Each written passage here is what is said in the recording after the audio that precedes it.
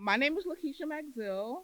I am part of the Alliance team, and we are honored to welcome you to this beautiful area, Southeast San Diego, my home area, um, the place that taught me how to love community and resist ridiculousness. So we are in this beautiful space today, and I would like to introduce you to Dr. Larkin, the principal of Morris High, and Ian Morin, our friend at Project New Village and collaborator here at Morris, to welcome you to the campus.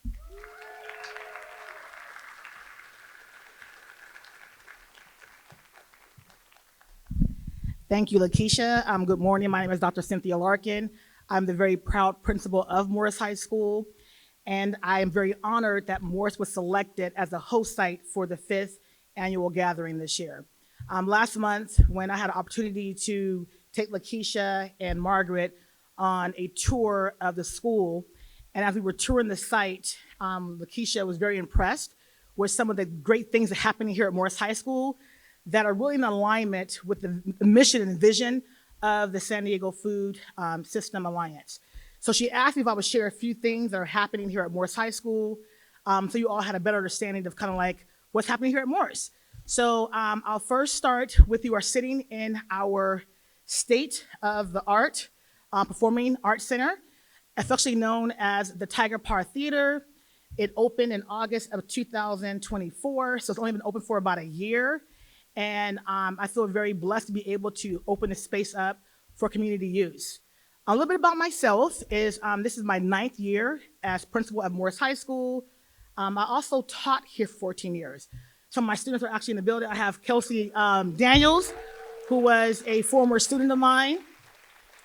Very honored to have Kelsey. Ian is also an alumni, but I had the honor of teaching his twin sisters, not Ian. He didn't have the honor of having me, is what it comes down to, right? But definitely truly love Morris. A little bit about Morris is that right now we're home to over 1,600 students. Our population demographically is around 50% Latino, 25% Filipino, 12% African American. And so that's what we have right now. And we have other ethnicities as well, but those are our 3 highest demographic groups. And Morris also offers several CCTE pathways. CCTE stands for College and Career Technical Education. And the 2 pathways that are really in alignment with what's kind of happening with the San Diego Food Systems Alliance is our Culinary Arts program, as well as our Ag Science program. So our Culinary Arts program has been at Morris High School for many decades. And this program right now is being led by Chef Coelho. And it really blends hands-on cooking and gardening, where students grow some of their own produce and prepare diverse cuisines. Through our student-run restaurant called The Hungry Tiger, students gain real-world experience managing everything from menu planning to service, while also tackling food inequities in our own community. Chef Coelho and some of our culinary arts students are going to be here today, so you'll get a chance to kind of see them during the gathering in the quad. We are also proud to host San Diego Unified School District's only agricultural science pathway. Yes, it is. Yes, give it up for that. Absolutely. They're a little bit behind in construction. It was supposed to open in July of this year, but it's not going to open until January. Go to construction, right? So our new pathway will feature 2 learning spaces, an indoor classroom learning space, and also an outdoor learning space. We'll also have a greenhouse, fruit trees, a vineyard, planter boxes, and more. Our Ag Science program will be designed to integrate with our Culinary Arts program for a true farm-to-table experience.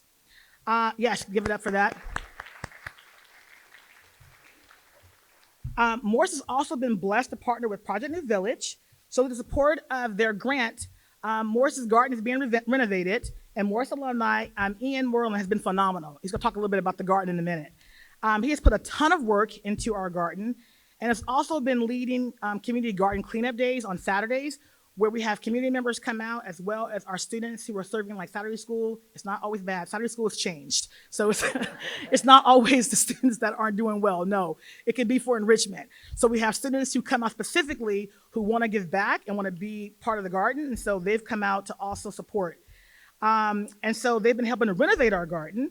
And I'm excited to announce that our garden has already begun transforming into a vibrant space for composting, learning, and really growing together.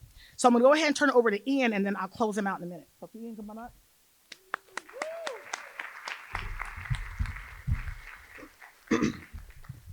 Good morning. Thank you, Dr. Larkin, for this opportunity to share the heart of Project New Village's mission. My name is Ian Moreland, and I have been a resident of the Good Food District for the last 40 years.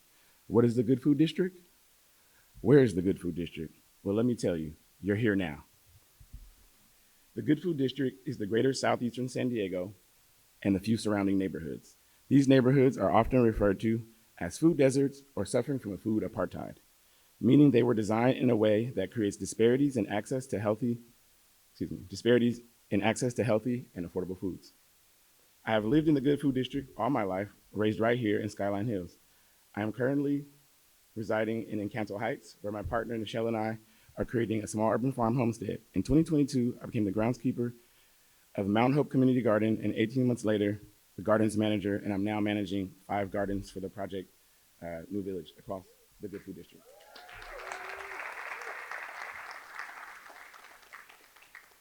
With a 6th in the works. Our first garden is a raised bed garden at the 31st Street Church on the edge of Logan Heights. We are also working with the city and community of Mountain View to bring a garden to the Neil Pettis Mountain View Community Park. And our most notable and long-standing garden, the Mount Hope Community Garden in the community of Mount Hope. That may be the one you guys are the most familiar with. Our rain garden in the community of Choice View, which features permaculture design elements brought to life by our partnership with Treatum Co-op. Actually, all of our gardens have been blessed with Treatum's ingenuity. We helped reestablish 2 small raised bed gardens for the residents of Encanto Village apartment complex in Encanto, and finally, Morse High School community garden right here in Skyline Hills, in which you will have an opportunity to visit and tour later.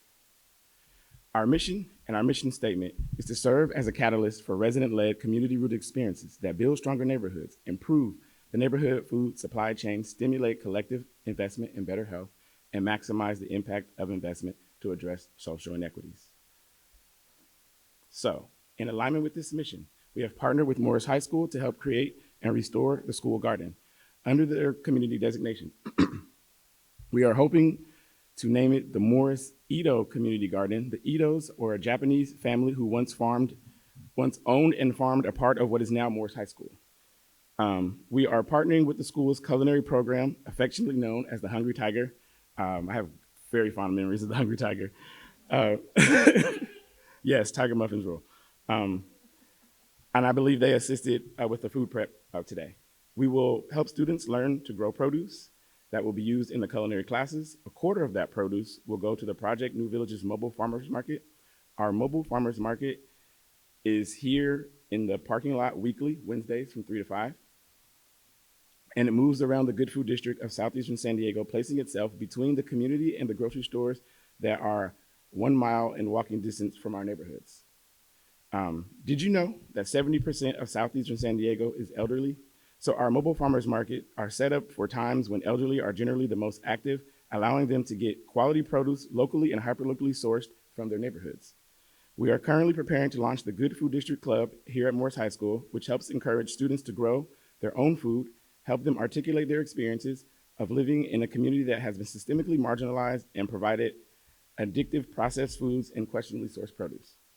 The garden also will provide an opportunity for students to grow food with family and friends in the community at large.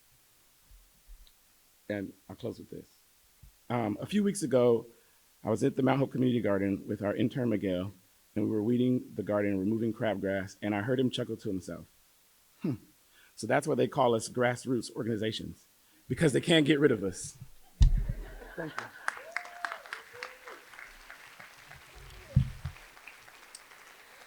So thank you for that, Ian. So on behalf of Morris High School, thank you for being here and for the important work that you do to strengthen San Diego food systems. We're excited to share our campus with you today, and we hope you enjoy your time learning and collaborating on our campus. Thank you again. Lakisha? Wasn't that so wonderful? We learned so much. Thank you, Dr. Larkin. Thank you, Ian. All right, well, let's get into let's get in and talk about the theme of today. The theme of today is mobilization. Today is all about connection and learning. We are convening here today in this moment because community mobilization is essential for strengthening the movement and cultivating justice to fight climate change and to build resilience in our food system. In its simplest form, mobilization is about people coming together, just like we're doing here, coming together to build our collective capacity and momentum around social issues. At its core, it's it's movement building work, and it's how we build power and how we confront justice and create transformative change. 5 years ago, we launched the San Diego County Food Vision 2030. Yay! All right. Understanding that it's time to reimagine and reconfigure our food system. Now we're here today, and that vision is more important than ever. In the face of countless threats and injustice, we need grassroots and intergenerational spaces to come together, learn, and connect. Now more than ever, we must protect our communities, preserve the progress that we have made, collectively, we've made. We got to preserve that progress that we've made over the years and defend our vision for a more just and resilient food system. Yes. All right. Well, thank you all again for being here today. And my hopes, our hopes, is that this place is safe and you can be brave here, where you can be yourself. You can care for each other physically, spiritually, and emotionally. We'll be having a lot of honest conversations this morning, and we all come from different backgrounds and we hold different perspectives. And that's why we invite you all to lean into this shared space so we can grow. Now that I've got your attention and your collective energy is more present and focused on the day, I like to redirect that energy toward the grounding in land and people. I'm going to welcome my colleague Rachel and Amanda up to introduce themselves and share their reflections. Rachel and Amanda.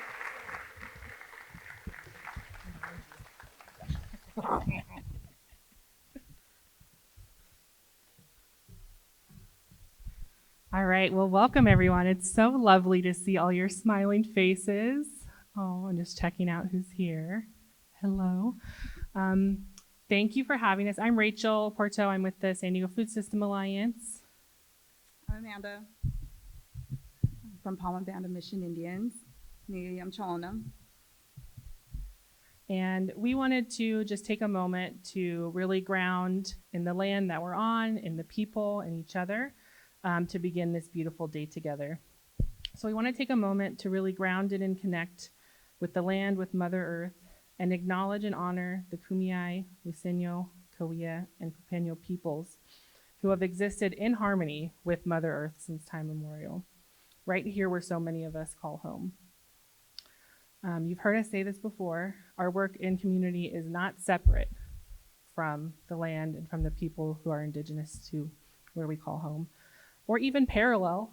We are intertwined. Our indigenous neighbors, friends, colleagues are part of our daily lives, and we're interdependent.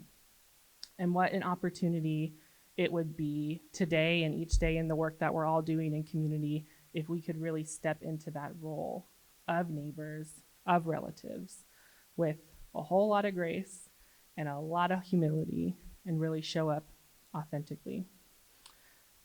To acknowledge the presence, the wisdom, the birthright of the Kumeyaay, Luiseño, Khea, and Papeño peoples is the least we can do.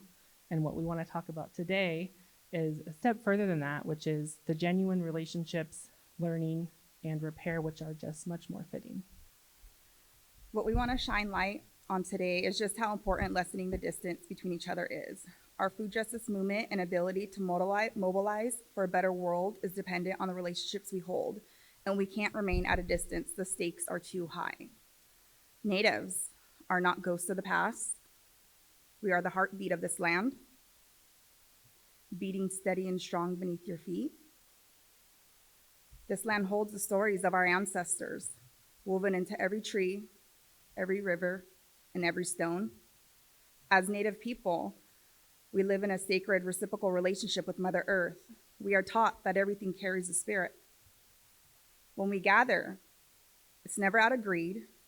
We take only what we need, leaving the rest for the animals, the plants, and others. We do not exploit the land for quick gain. Mother Earth stewards us humans, and we, in turn, are the caretakers, tenders, and protectors of Mother Earth. We listen deeply to her. We care for her, nurture her with our prayers and offerings.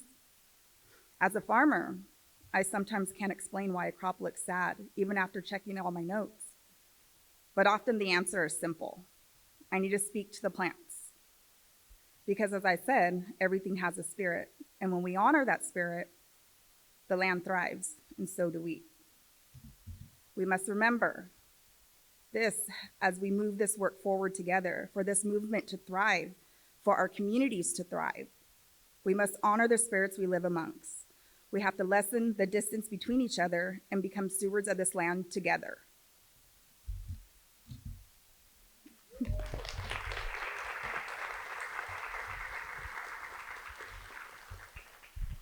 So our call to everyone today, ourselves included, is to show up authentically and with humility.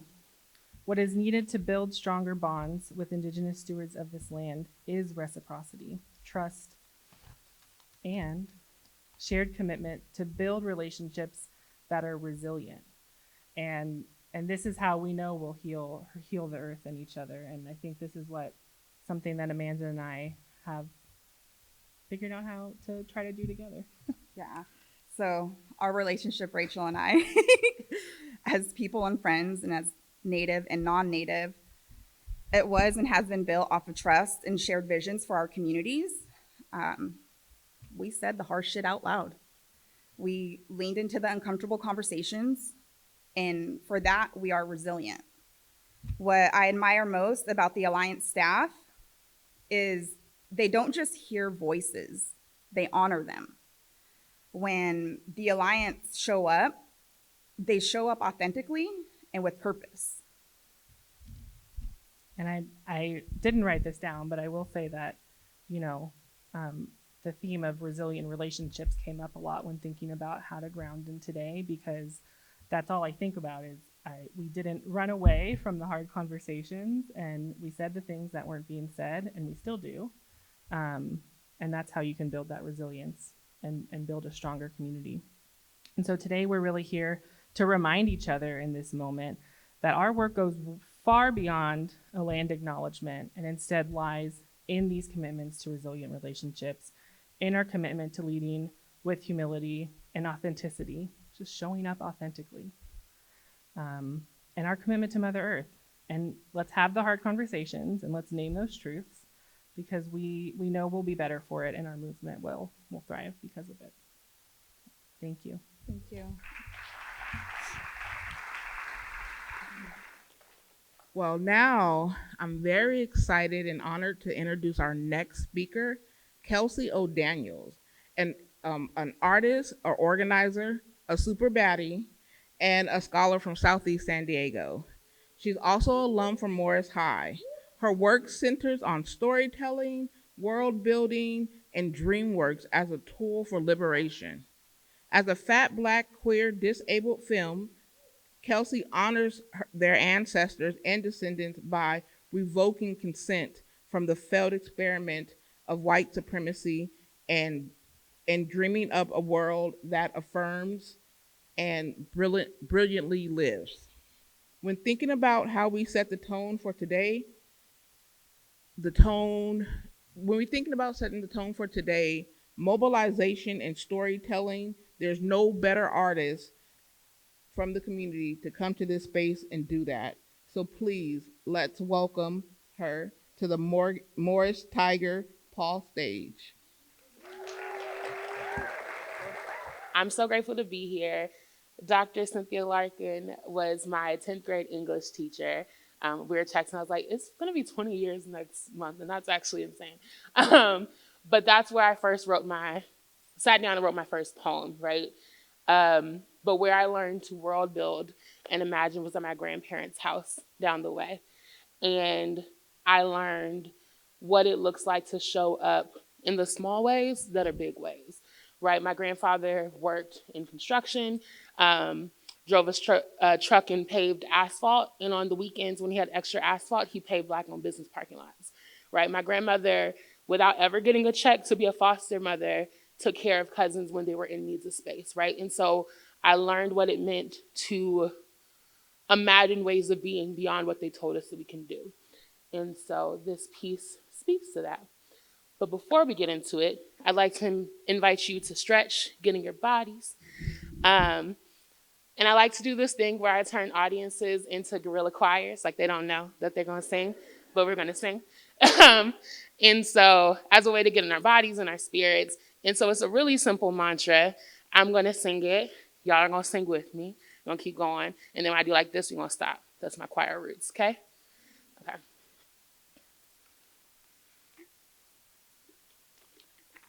If you want to add razzle dazzles, I know we got singers in here, you can do that too.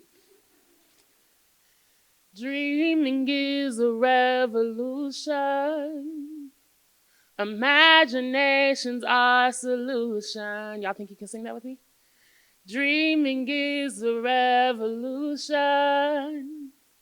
Imagination's our solution. One more time. Dreaming is a revolution. Imagination's our solution. One more time like you mean it. Dreaming is a revolution. Imagination's our solution.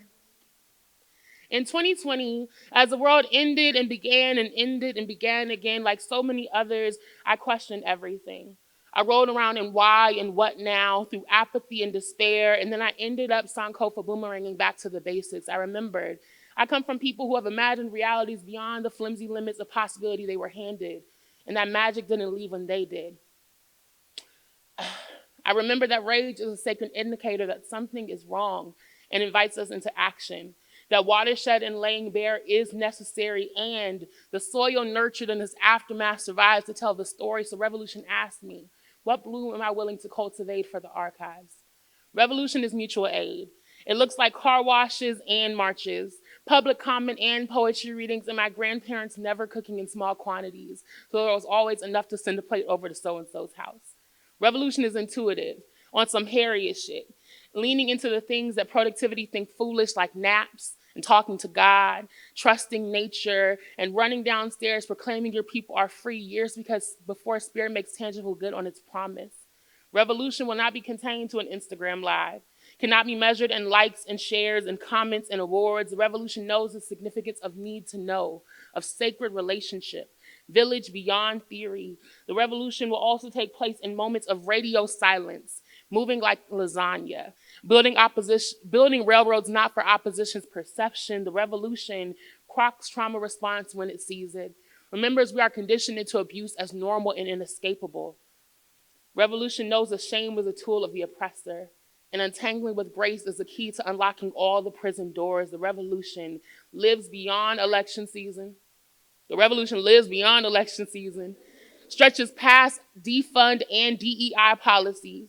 It's an abolitionist. Revolution says that Ruth Wilson Gilmore got it right. Abolition is not about absence. It's all about presence and building the life-affirming institutions that we deserve and desire. The revolution sees beyond the kingdom fall and fleshes out the future before it makes its way earthside. The revolution says cops don't just wear badges. Sometimes they carry county clipboards, run grocery stores and school boards, and operate beautiful justice-centered nonprofits.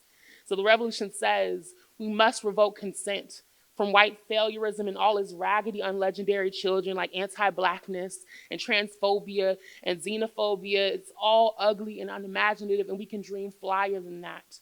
The revolution sounds a lot like Toni Morrison. Asks, if you are only tall when someone else is on their knees, are you any good? as tender and unrhetorical question. The revolution invites us to examine the ways we have accepted poison as a good enough remedy, reflect on how we have been conditioned to think worthy is an exclusive club with a bouncer and not a block party with a dope GJ and unlimited bomb mac and cheese. The revolution says it could be as simple as breeze and butterflies spreading like wildflowers. The revolution says the best case scenario could be ours. The dream is the point. The hunch is the data. The you know what would be dope is the portal. The revolution says there is no sign-up cost or ribbon to cut or paperwork to be filled out. We can start now in our mirrors, in our journal, in our conversation. The revolution asks, are you willing to give love? Are you ready to receive love? Are you committed to being love? Revolution says, Asada Shakur summed me up so perfectly. With balm and battle cry, call and response, repeat after me. It is our duty to fight for our freedom. Run it back like we believe it. It is our duty to fight for our freedom. It is our duty to win. We must love and protect one another. We have nothing to lose but our chains. Ashe, thank you so much.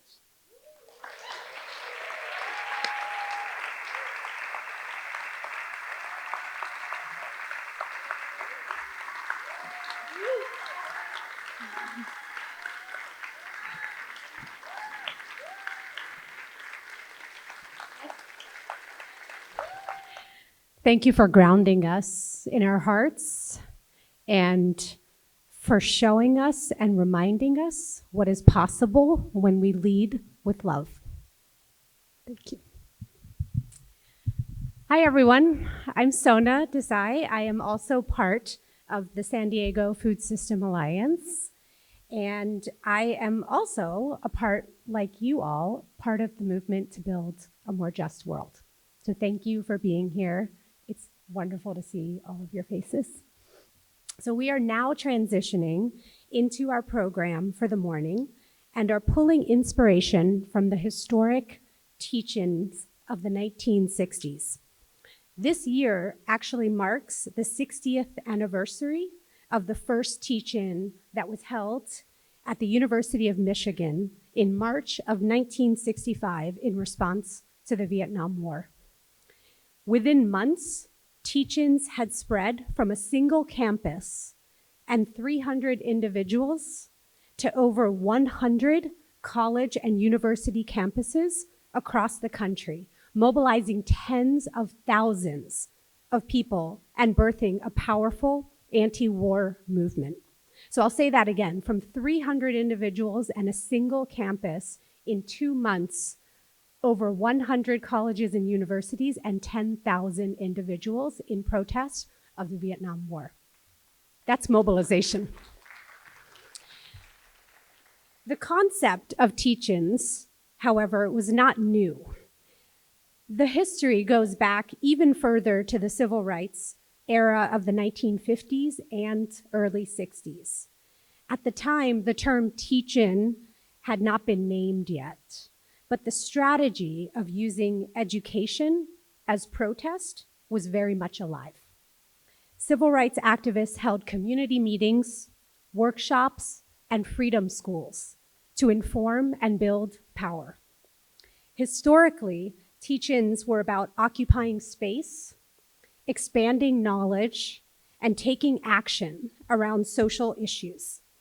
Over the past several decades, teach-ins have continued to evolve to meet the moment with a common thread always being bringing learning and action together to build power for social justice movements.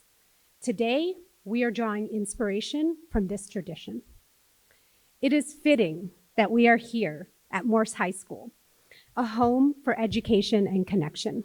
Thank you again, Dr. Larkin and Ian, for opening up this space to all of us. In light of the current political moment and threats to justice everywhere, the teach-in movement remains deeply relevant and offers a historic and powerful model for community organizing and mobilization. Although the teach-ins of 1965 did not end the war, which actually went on for many years after, they began the peace. They challenged minds, and they awakened consciousness. In this spirit, we have invited 4 amazing speakers, teachers, community organizers, to share their knowledge and wisdom with us through a series of short lectures. While our movement is grounded in cultivating a just and resilient food system here in San Diego, this will only be possible if we connect with and learn from other liberatory movements. And then we all mobilize together. That is how we will build collective power. From these 4 speakers, actually, can I invite you all to the stage so that we're ready?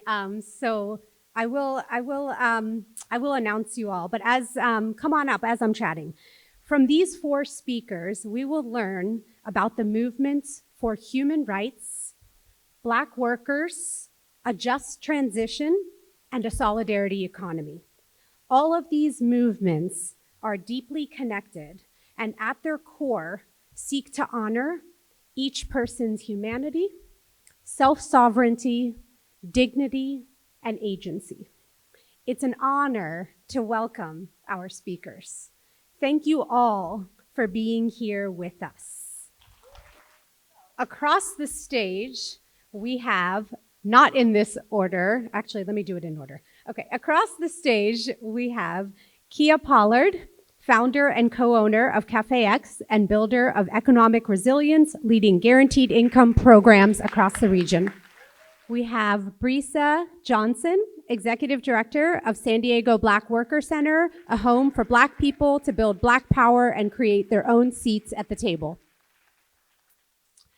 We have José Bravo, executive director of Just Transition Alliance, bringing together environmental justice groups and local unions across the world to tackle polluted extractive industries. And we have Mejgan Afshan, co-founder of Borderlands for Equity, an intersectional pro bono human rights nonprofit serving our Borderlands region.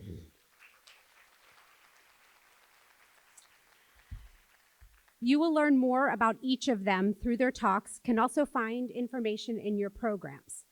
At the end of their lectures, our dear friend and colleague, Dr. Derrick Robinson, UC Cooperative Extension Advisor, focuses on urban agriculture, food systems, and environmental issues, will host an interactive dialogue with our speakers, facilitating questions from all of you and making connections across movements.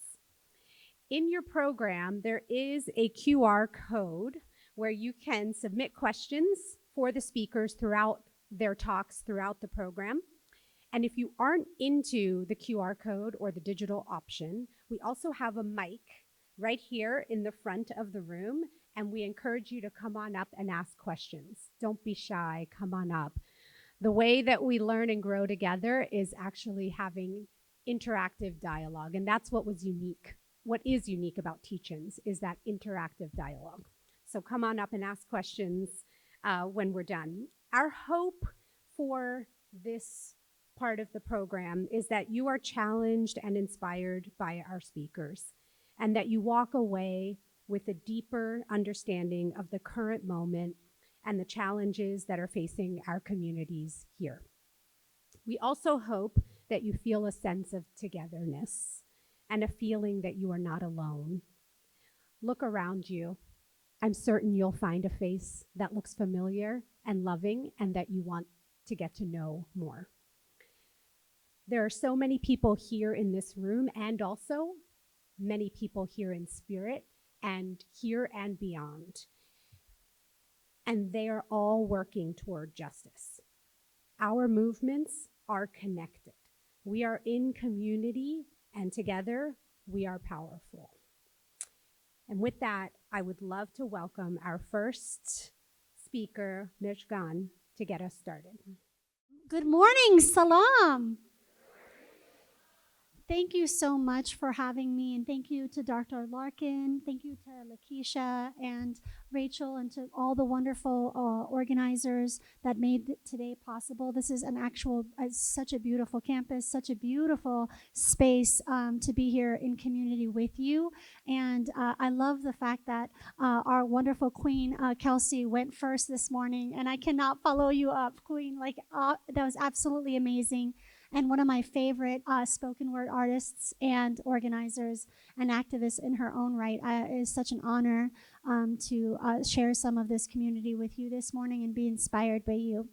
My name is Mejgan Afshan, and I am the executive director and co-founder of Borderlands for Equity. I think is there a presentation that is going to be clicked on? Are we going to share that? So Borderlands for Equity is a pro bono civil rights nonprofit. We also have celebrated our 5th anniversary, just like the San Diego Food Alliance, and we're so happy to have made it this far. We were speaking earlier this morning with some of the activists and advocates up here.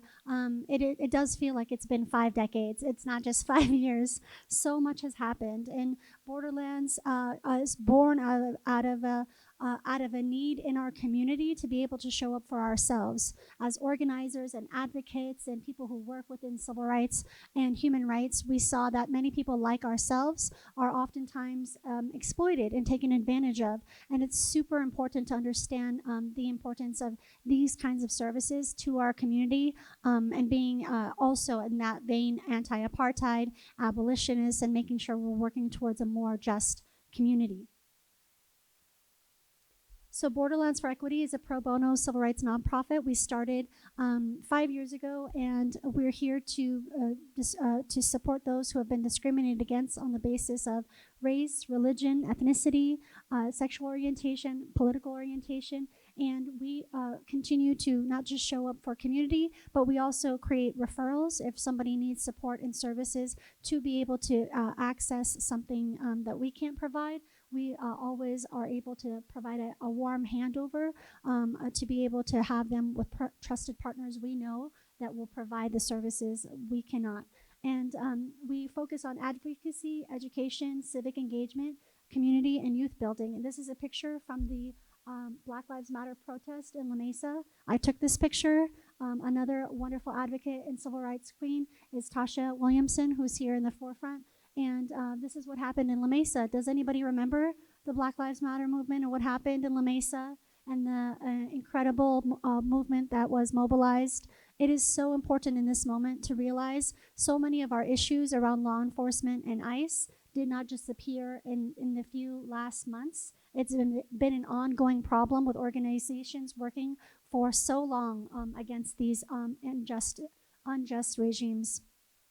Some of the work that we've focused on in these 5 years is dealing with the migrant crisis at the southern border, advocating for our community members, advocating for immigrants, as well as myself. My family is from Afghanistan. I am a refugee myself, and understanding that the crisis and the collapse of Afghanistan 4 years ago, incredibly, is still impacting our communities. And one of the largest Afghan populations in the state of California is right here in the 79th district and East County. So it's important to know that that support is still needed in advocacy, as well as what's happening in the genocide over the last year and a half. And what we saw at the southern border over the last 5 years has been incredible, and that's just recently stopped, but there are still people on the other side of this border that need support and services. We didn't just start. This has been happening. This picture was taken back in 2018. On the right, it is a protest that happened in downtown, and making sure our Muslim and community members that are Middle Eastern show up against deportation, against ICE. And this is not just a migrant problem. This is not just a Mexican problem. This is not just a Muslim problem. This is an everyone problem. I want to share that I myself was detained when I was at Grossmont College during 9/11, and I remember driving to Grossmont College just a few days ago and thinking, wow, I can't believe 9/11 was so long ago and nobody knew what was happening to us on our campus because we were targeted for being Muslim students at Grossmont College. And trust me, and please believe that being detained at any age is no walk in the park. It is very traumatic and traumatizing. And some of my classmates from Grossmont College were detained for a few hours, like myself. Some were detained for a few weeks. Some were detained for a few months, and one of our classmates was detained over a decade, who actually the detention laws in America changed as a result of his detention. And when he was released without charge, he was let back into the community without any support or services. I ran into him in La Mesa. He looked like a different human being, of course, having endured that type of torture.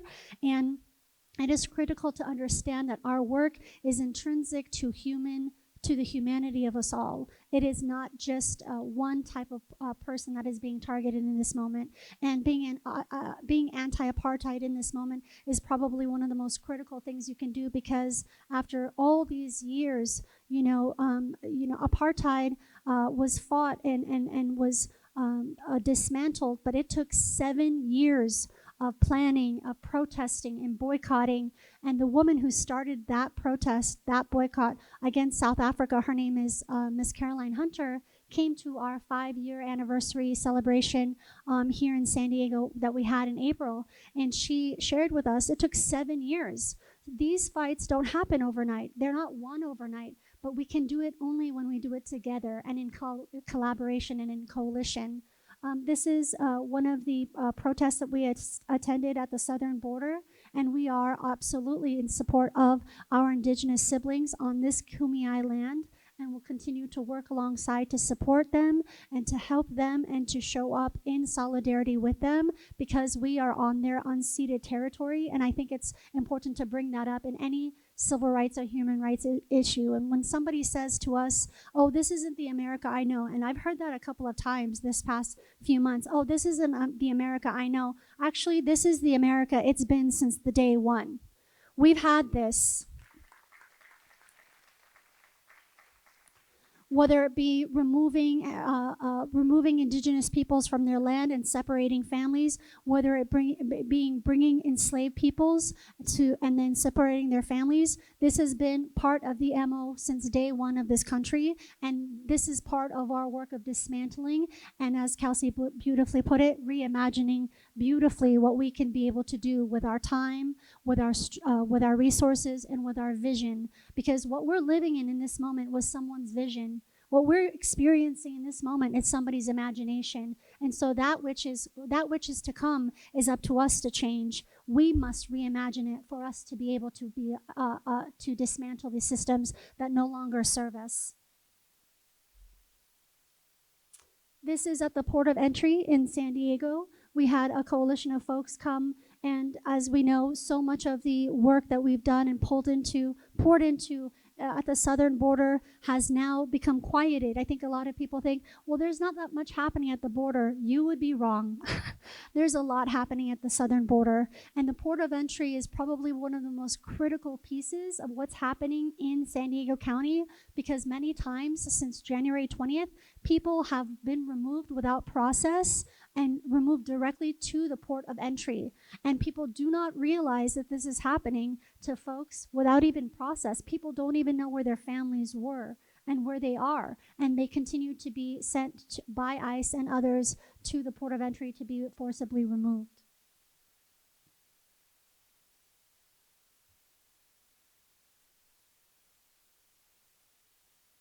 So what do? We provide Know Your Rights. We provide community defense workshops. We do advocacy around schools and students.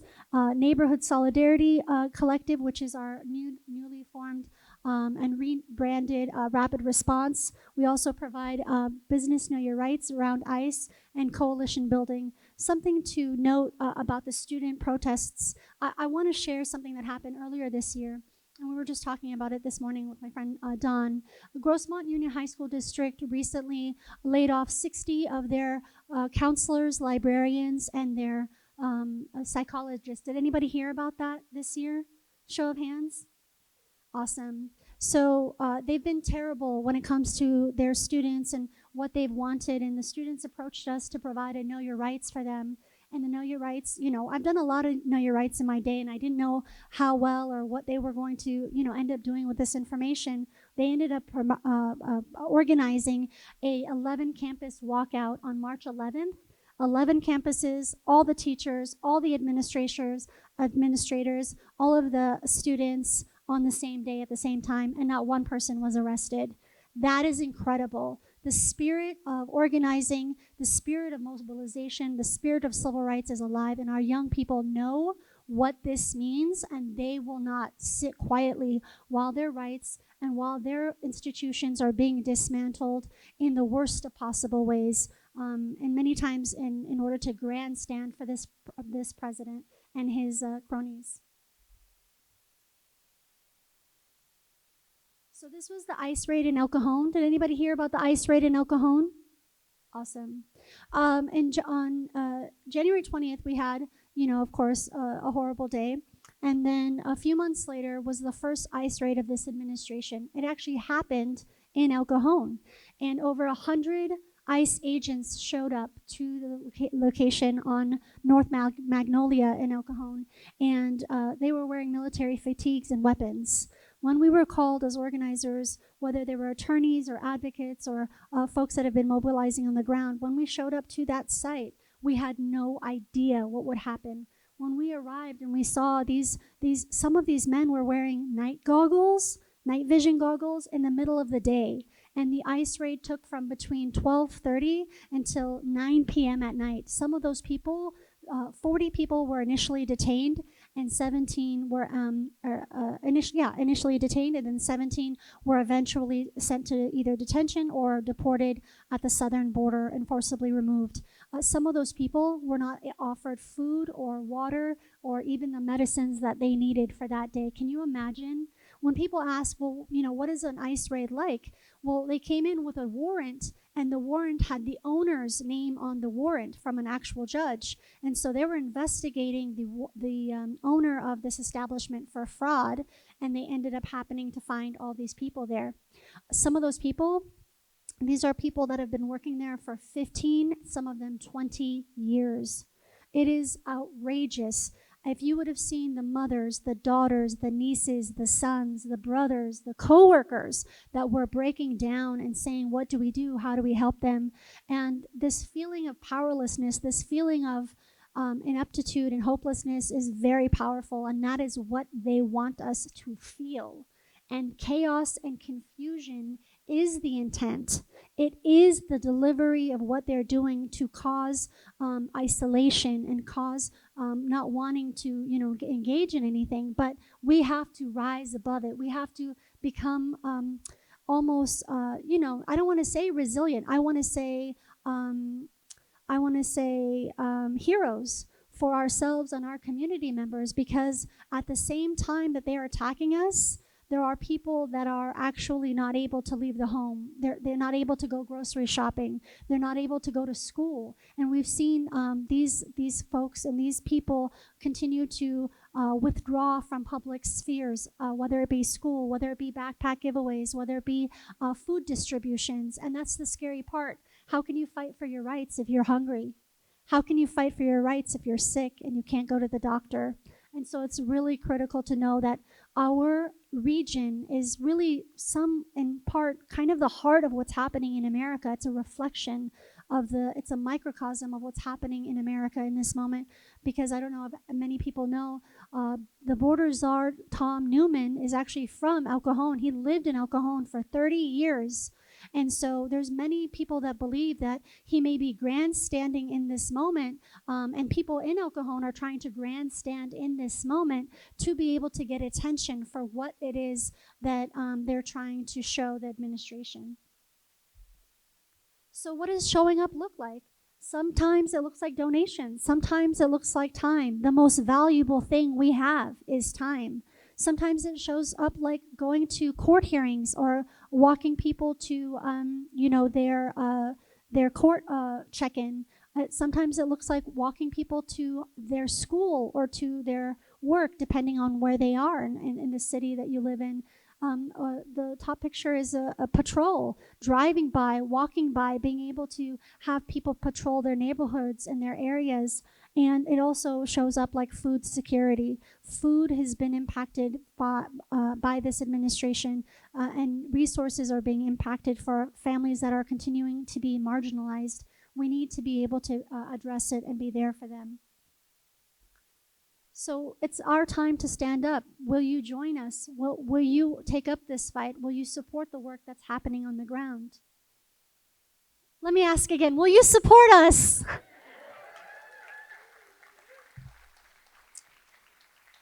Our next event is happening next Saturday. It's called the We Keep Us Safe training for us, by us. It is a nonviolence and a community mobilization training. We will have these wonderful partners, including the San Diego Black Worker Center there. Shout out to you guys. And we would love for you to be in community with us. You can be able to scan the barcode and join us there.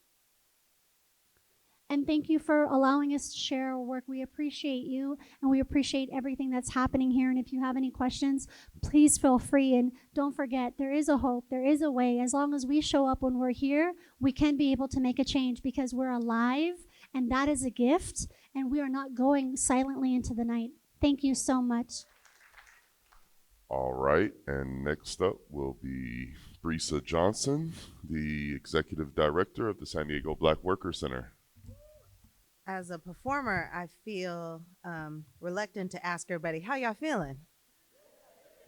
I'm gonna let you in on a secret. When people ask that, it's because they need a second to breathe and get it together. And so they just try to engage with you. So just keep entertaining them, you know? Don't let them know I told you the secret. So how y'all feeling today? Good, all right. So my name is Brisa Johnson. I am the executive director of the San Diego Black Worker Center. And it's funny because I had never planned to be the executive director of anything. My background is in organizing work. Like everybody, we all have a moment, right? My moment was in 2012 in Trayvon Martin. I was at home watching my son, who was 2 at the time, who's now 15. Don't do any math. And he was playing blocks on the floor, and it was the first time that Trayvon Martin's mother had come on to CNN and finally did an interview. May have been like 4 or 5 days after his murder. And she was talking, and I was sitting on the couch, and it hit me that there is nothing but the grace of God as to why it is her and not me. And education would have taught you that it is your geography, it is your level of education, it is your income that can protect you from these things. If I live in this neighborhood, that wouldn't happen to me. If I make this amount of money, that's not my reality. Well, if I portray myself this way and present myself, then it can't be me. And that moment I said, the color is black and we're all in danger. And there's nothing I can do to stop the injustices and to stop anti-blackness and to stop racism from touching my home except organize. And that's what got me into this work. And all of us have a moment. A lot of them, the moment is now.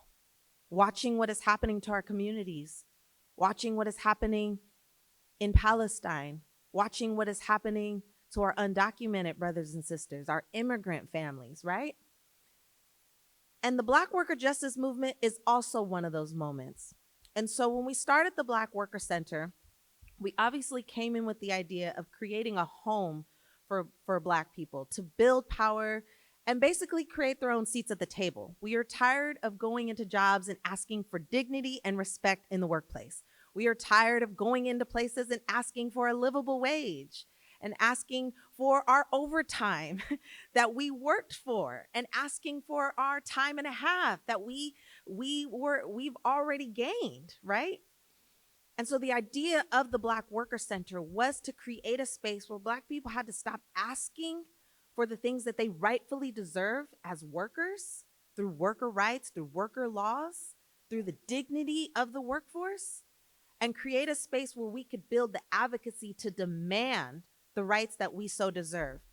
And so Black workers in particular, especially in San Diego and across the country really, face higher rates of unemployment and are paid lower wages than any other ethnic group within essential work.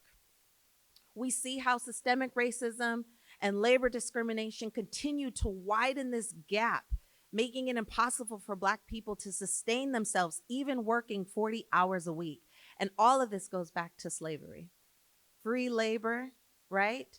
Constantly having people look at individuals as profit instead of people, and wondering how we can continue to gain from them to gain ourselves more, right? So we look at them like, if I pay them less than, I can pocket more of. If I can get them to do this for free, or if I can force them into it, then I gain more. And that level of greed has turned into what we now know as the United States. Just kidding, capitalism. And so here in San Diego, we live pretty comfortably, right? We have more of a progressive state. It's 70 degrees year round. If we want to go to the beach, the mountains, or the desert, we could do it all in one day. But what we don't realize is the things that we think are happening only in the South, or only in conservative spaces, or that's back in the day, are still happening right now. Black people are less than 6% of the population in San Diego and 4% of the working age population, and yet we are 9% of the unemployed numbers here in San Diego. Why is that? It's not a pop quiz. Throw some things out. I heard racism. Yes. Anti-Blackness, right? We have found that most Black people find a lot of the discrimination within the hiring process. They will be more qualified and still have their application set aside. They will have all the degrees in place, the experience in place, and they still rather hire someone who is not Black, who has less qualifications. People's bias and prejudice and the anti-Blackness and racism that has been built into our systems is constantly creating this huge divide. And that's why the Black Worker Center is so important, because it is a space where we get to advocate for equity. We're not saying take away from them to give to us. We're saying even out the playing fields and give us the dignity and respect we deserve as workers. We work these hours. Pay us those hours. You can't continue to increase the cost of housing, the cost of groceries, the cost of gas, and leave people's pay exactly the same. And then in addition to that, paying people of color less than the standard pay, which already isn't enough for everybody. And so at the Black Worker Center, we prioritize three things, and this is to the point of building Black power and building worker justice, and it can be applied to any area or field that you are an advocate in. The first is organizing, right? Sounds so cliche. But what does that actually mean? It's about building unity and a collective voice.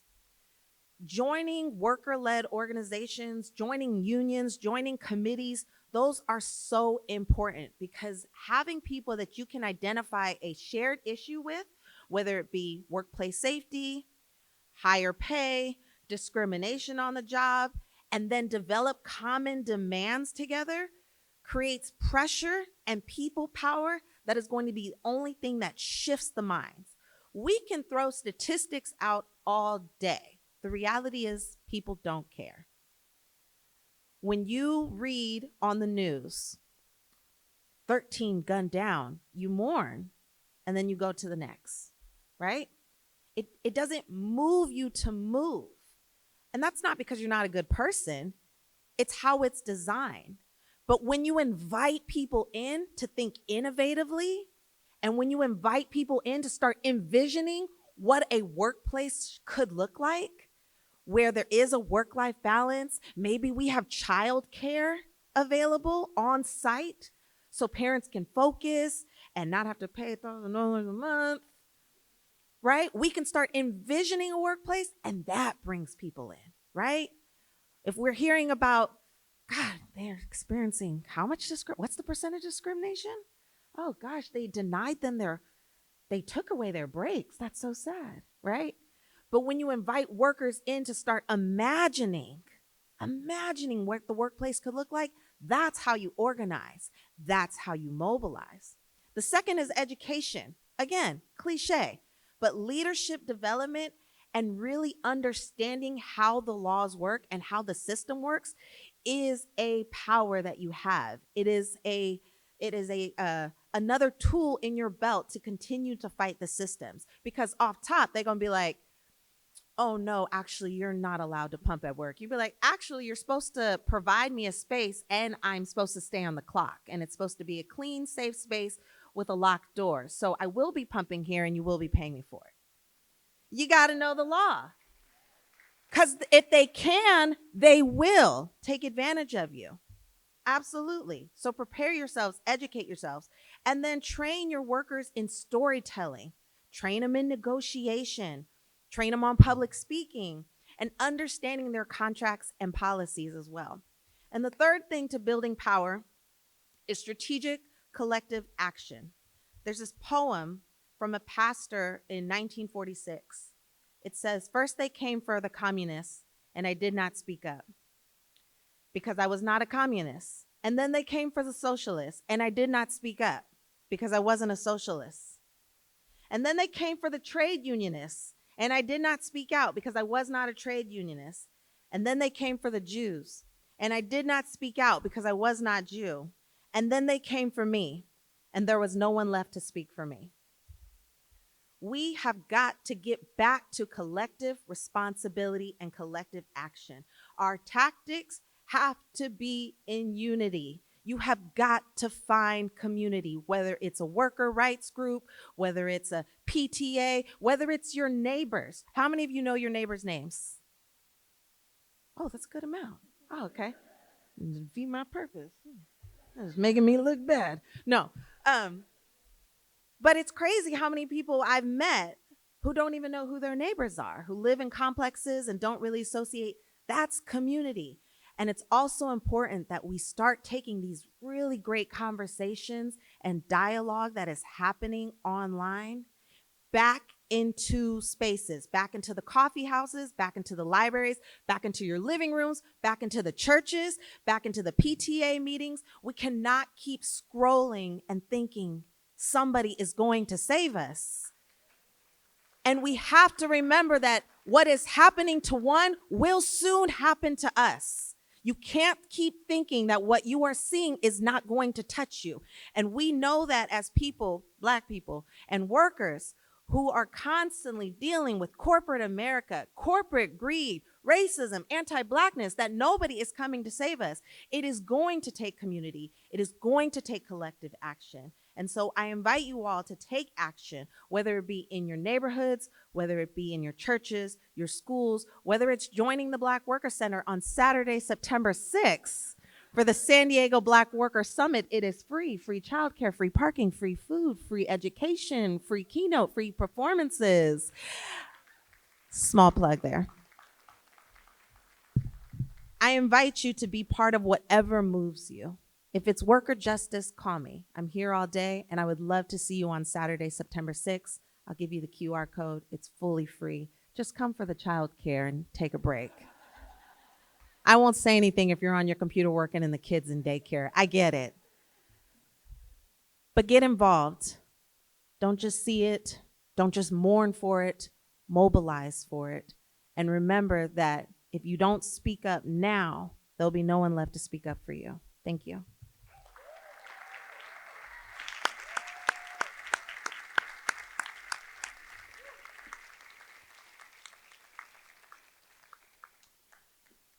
All right, and next we have Jose Bravo, the Executive Director of Just Transition Alliance. I want to say off the top that I'm a natural born troublemaker. All right, I think we're going to cue a couple of videos. All right. Let's show the movie star first. So while this is being queued, I just want to say that I have spoken on many committees, both in the Senate and the House in DC. And Jennifer was one of the persons sitting behind me during one of the talks at for one of the committees on ag. And she heard my presentation, said, "Hey, can you come speak to my daughter?" And I said, "Can you do a PSA for us?" That's that. And while it's still being, I would just say that she was on film. She was filming in Canada, and she said, "I'm under contract. I can't just do it." But they loaned her the whole studio to do it. Hi, my name is Jennifer Beals. I'm an actress, a mom, and an advocate for making the world a safe place where children can thrive. And dollar stores are on my mind.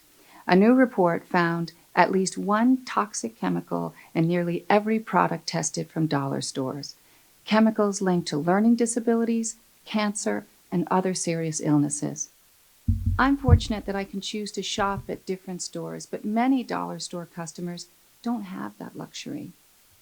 Dollar stores are often located in communities of color or low-income neighborhoods that are already often exposed to chemical hazards and that have less access to fresh foods and quality medical care that support overall health. I grew up in just that kind of neighborhood, so this issue really hits home for me. It's not simply a toxic chemicals issue. It's a social justice issue. Other major retailers, including Walmart and Target, have started down this road by demanding their suppliers remove harmful chemicals from products. Dollar stores can too. And guess what? It's actually better for business. So come on, dollar stores, we can do better. Learn more and take action at nontoxicdollarstores.org. So we got about 157,000 signatures that I walked into a shareholders meeting at Dollar General, Dollar Tree, Family Dollar, and 99 cents only, which wasn't publicly shared, but that got us 157,000 signatures. And then this next one. This one's really, I love it. Let's check these ingredients. Alcohol. Perfluoralcohol. Perfluoralcohol. We don't need these toxic bags. Let's make safe and yummy popcorn. 1, 2, 3. First we put it in a bowl. Then we mix it all around. What we making? What we got? Popcorn, popcorn. What do you say? Popcorn, popcorn. Next we put it in a bag. Then we fold the bag. And what do we do? Fold the bag. It needs about 3 minutes. 1, 2, 3, oh, oh. Press the power button. Here we go, here we go. Popcorn, popcorn. Popcorn, popcorn. All right. Now it's ready to eat and toxic free. We should be upset. It's so easy. If we can do it, so can you. Popcorn, popcorn. Little bowl. Popcorn, popcorn. Big bowl. Popcorn, popcorn. Biggest bowl. Popcorn, popcorn. Whoa. Popcorn, popcorn. Popcorn, popcorn. Popcorn, popcorn. Popcorn, popcorn. Popcorn, popcorn. Popcorn, popcorn. Popcorn, popcorn. Popcorn, popcorn. Little bowl. Big bowl. Biggest bowl.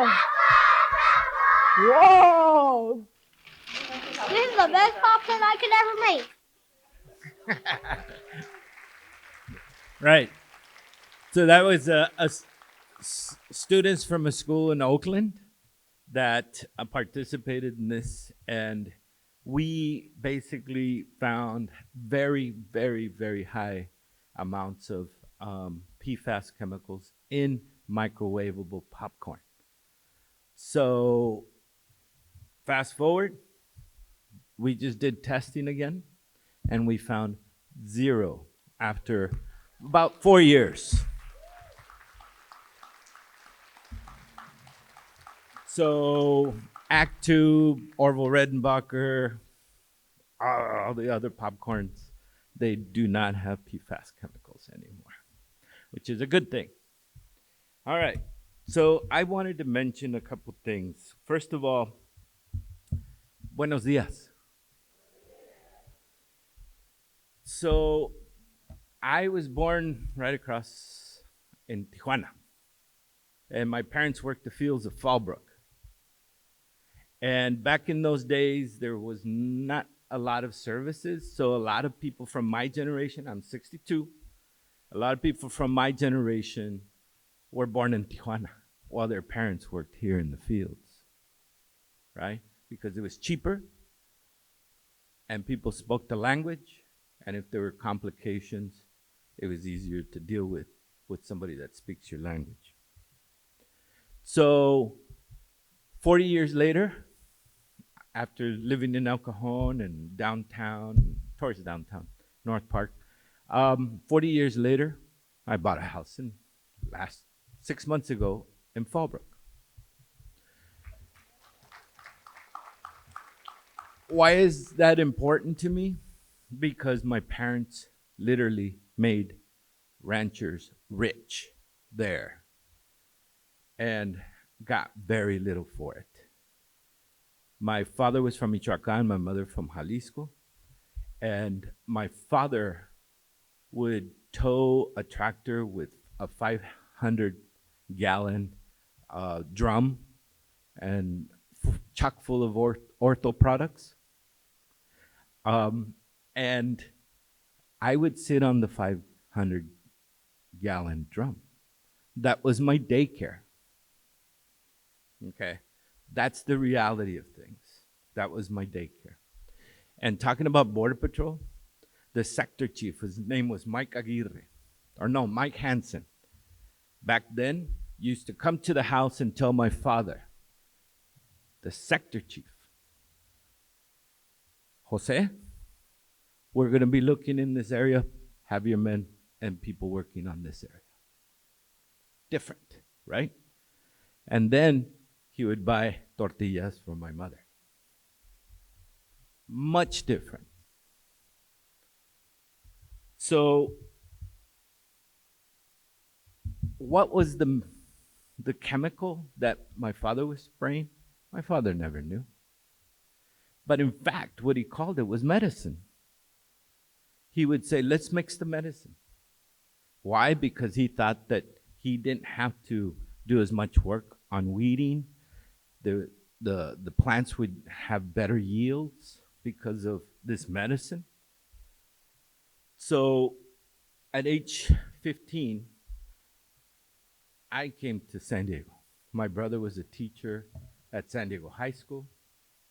He became the first person in Fallbrook from my generation, our generation, to get a college degree. And he became a teacher at San Diego High School, and I came with him. So, interesting life. So I want to unpack the issue of climate, just transition, and what we call false solutions. First of all, I do want to mention something. With this whole immigration, disappearing of people, the goal for this administration is to turn the agriculture sector into 100% H-2A workers. 100% into H-2A. That's the new guest worker program, in case you don't know. And that system has always been chock full of exploitation, right? Exploitation in Mexico, where you have to pay intermediaries. I know about Mexico. That's why to be on a list, to get chosen. And then you come here, and ultimately, you work in conditions that are, in many instances, subhuman, in places where people live, in labor camps that are not adequate. And then if you get too uppity and start complaining, guess what happens? Bye. You go back, and you're taken off that system. So let's just understand that. So why dollar stores? Well, dollar stores are the 21st or 21 and 22nd largest producers or largest retailers of food in the United States. They use 4 indicators in regards to where they set, where they establish. The same as heavy industry. I come from the environmental justice movement, and I studied at SDSU. I studied biology there, and ultimately that helped me kind of understand the nature of things, right? So what are the 4 indicators? First, beyond the shadow of a doubt, African American, Latino, Asian, Native American communities are targeted because of the color of their skin. 1, income. 2, political clout. 3, zoning.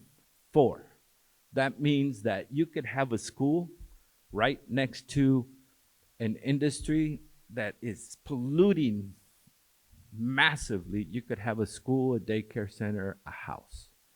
If you don't believe that can happen, go to Barrio Logan. That's where I started doing my work, by the way. And dollar stores use the same markers, except they use a couple more. They use where there's higher wick and snap, but that's going away, right? And they're really nervous about that. I own shares in dollar stores, and I show up at the shareholder meetings, and the CEO always looks me up and he goes, "Hey, buddy, how you doing, man?" Pretty good. I got some questions for you once the meeting starts. Okay, yeah. So we focus on food, and one of the things that we started to do is we got into a negotiation with Dollar General, who's the largest one in the United States, over 23,000 stores. By the way, that sector makes about $60 billion, $1.25 at a time. Okay? So the guy that greets me earns about $14 million a year. Given the cash register, the person that works at the cash register, not $14 million a year. So we are working with labor. Step Up Louisiana is trying to unionize. We are working with them. We're moving all these things together. So why the dollar store and this process? So what happened is that we approached them and said, hey, we have 24 community farms in Albuquerque, New Mexico, from small to medium scale. And we want you, because we've already proved that the stuff on your shelf is not good, we want you to start sourcing from those farms, right?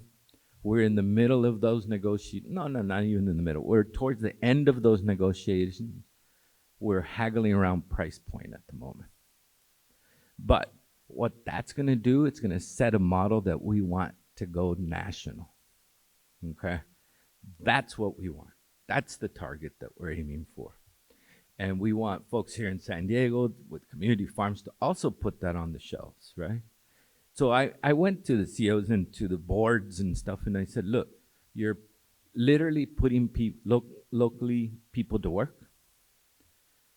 You're being a better neighbor. You're cutting your carbon footprint. And you're also putting good stuff on your shelf instead of the stuff that's there now. So we also work on plastics, and we work on climate. They're all interlinked. The food system, the plastics, and the climate or fossil fuels are all interlinked. And I think I got like a minute. I'll just say that if you don't know, we work with the Oil, Chemical, and Atomic Workers Union, refinery workers as well, the highest paid workers in the country. There's 5 byproducts from refining fuel, 5. From those come 90,000 chemicals. And most, if not all, of your agrochemicals as a derivative of fossil fuel refining. So we were approached by the workers who said, look, we make this, we make these fuels, we make 90,000 chemicals, and we know, and nuclear energy stuff, and we make up from a BB to a nuclear weapon. So there's stuff that we make that does not belong on the face of the planet. We recognize that. And a lot of people wouldn't think that workers would approach others like that, right? Because that's their livelihood. But they say, we want to justly transition. That's why it's called the Just Transition Alliance, right? And we want there to be a tax, but not on products, not on this, but on profit. My gosh, right? For these big giant corporations, and we want redirection of subsidies. Billions of dollars that go to the petrochemical industry, back to those communities that are affected and have been living the legacy of extraction, production, and dumping, right? So that's where we're coming from, and I'll leave it at that, and thank you all for inviting me.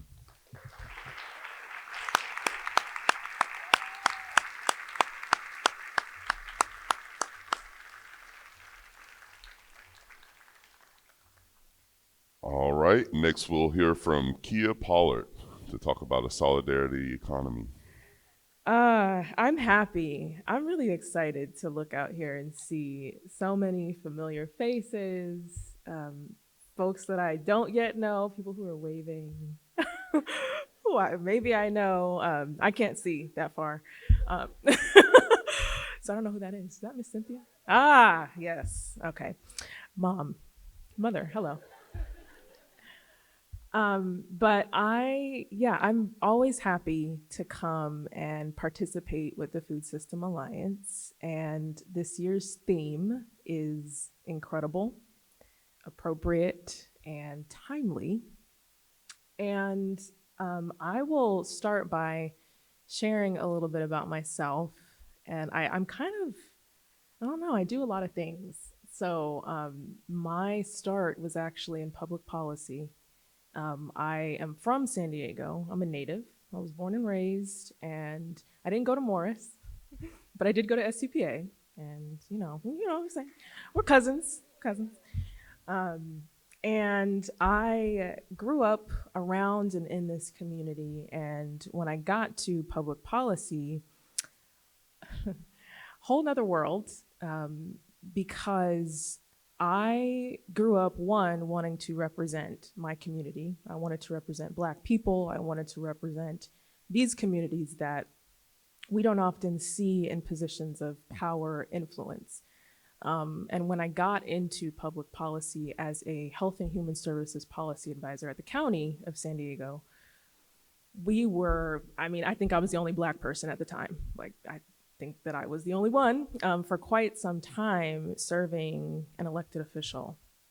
And when I was there, I started to really look at what are the power levers, so to speak. So what are the things that make power move, and what makes it shift, and how do we get this more into the hands of people from our communities who really know best what to do with it. So my mobilization was around policy to begin. At the same time, I figured out that money, politics, power, all of these things are mingling in the same rooms, in the same conversations. Folks who have a tax base in San Diego, so businesses that produce and give jobs and all of the things that mattered to these elected officials, were the ones that were getting, the seat at the table. They were getting the invites, they were contributing to campaigns. There was a lot going on that I could see from the inside, looking out. So while I was there, Cafe X, by any means necessary, came to me. I was at the county. I was also in a community fellowship program, Rise San Diego. And I had to do a thing. I had to do something that meant something to me personally, but also would help organize and mobilize or catalyze some change in the community. And we needed space. I knew that we needed space to organize. I knew that we needed a product. We needed something that we were bringing to the community and to the market of people. And so I said coffee. You know, coffee is Black. Coffee is for, I was 20. I don't know. You know what I'm saying? You know, I didn't even like coffee. I like tea.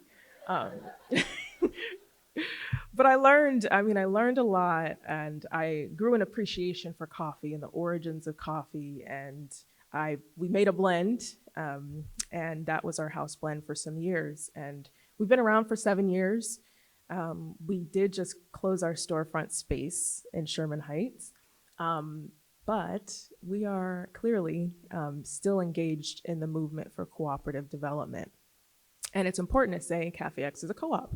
It's a worker-owned co-op, so we had tables of stakeholders who were helping making decisions about what we would do, how we would organize ourselves, you know, what our agreements with each other were, how we would be compensated, and really building a pipeline for people to get into building worker-owned, cooperatively led businesses. And so I'll talk a little bit about some of that in this presentation, but also during the panel, because we only got 10 minutes. Okay, this is my news feed. So I don't know if this looks familiar, if your feed looks like this. These are the things that I go to sleep thinking about, wake up thinking about. In a lot of the work I do, you know, I'm constantly researching and looking at what's really going on, as Marvin Gaye would say. But this is a moment where I just want to hear, old school, shout it out. What are the things that matter most to you in this day and age, in this era today? Could be housing, childcare, you know, there's education. People have lost faith in education and, you know, affordability of education, all the things.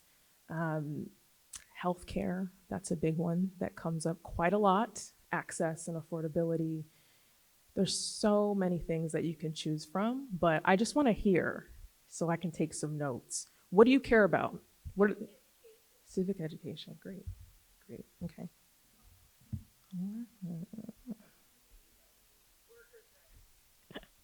Workers' rights. Food, yes. Climate. Healthcare. Keeping families together. Nice. Livable wages. Yes. Food safety. Nice. Okay. Nice. Yeah. There's all these things. Thank you for that. It's always interesting because what we all, I think in this room, because we're all here and we're all coming together for a teach-in, and some of our brilliant speakers have already touched on the fact that these are interconnected movements. And each one of these things has a role to play in the liberation of humans, of people, families in our community. Sorry, this is not smooth. Oops.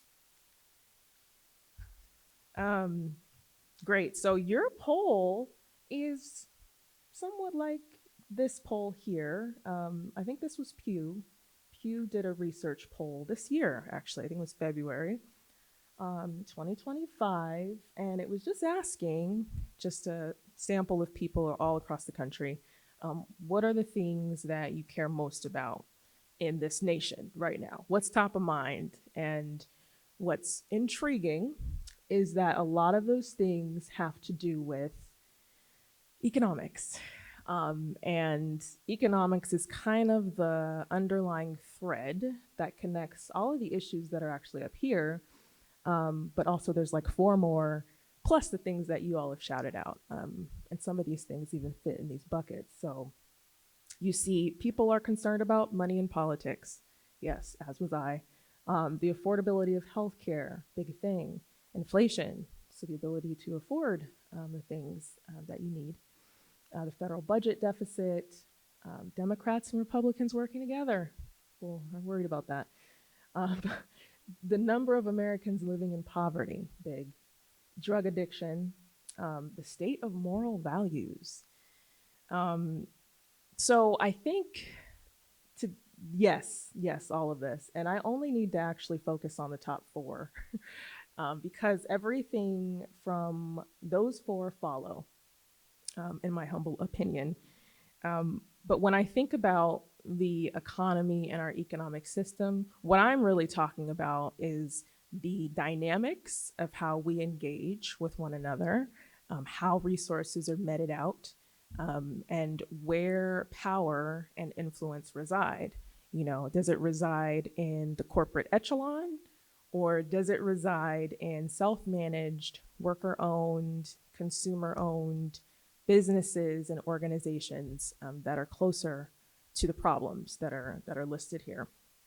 And really what's at the center of all of this for me is looking at moving from the extractive economy that's focused on getting the most out of people, their time, their labor, their intellectual and physical capital, to something that's more holistic, driven by values, making a profit to reallocate and reinvest in programs, services, other businesses that support a productive economy.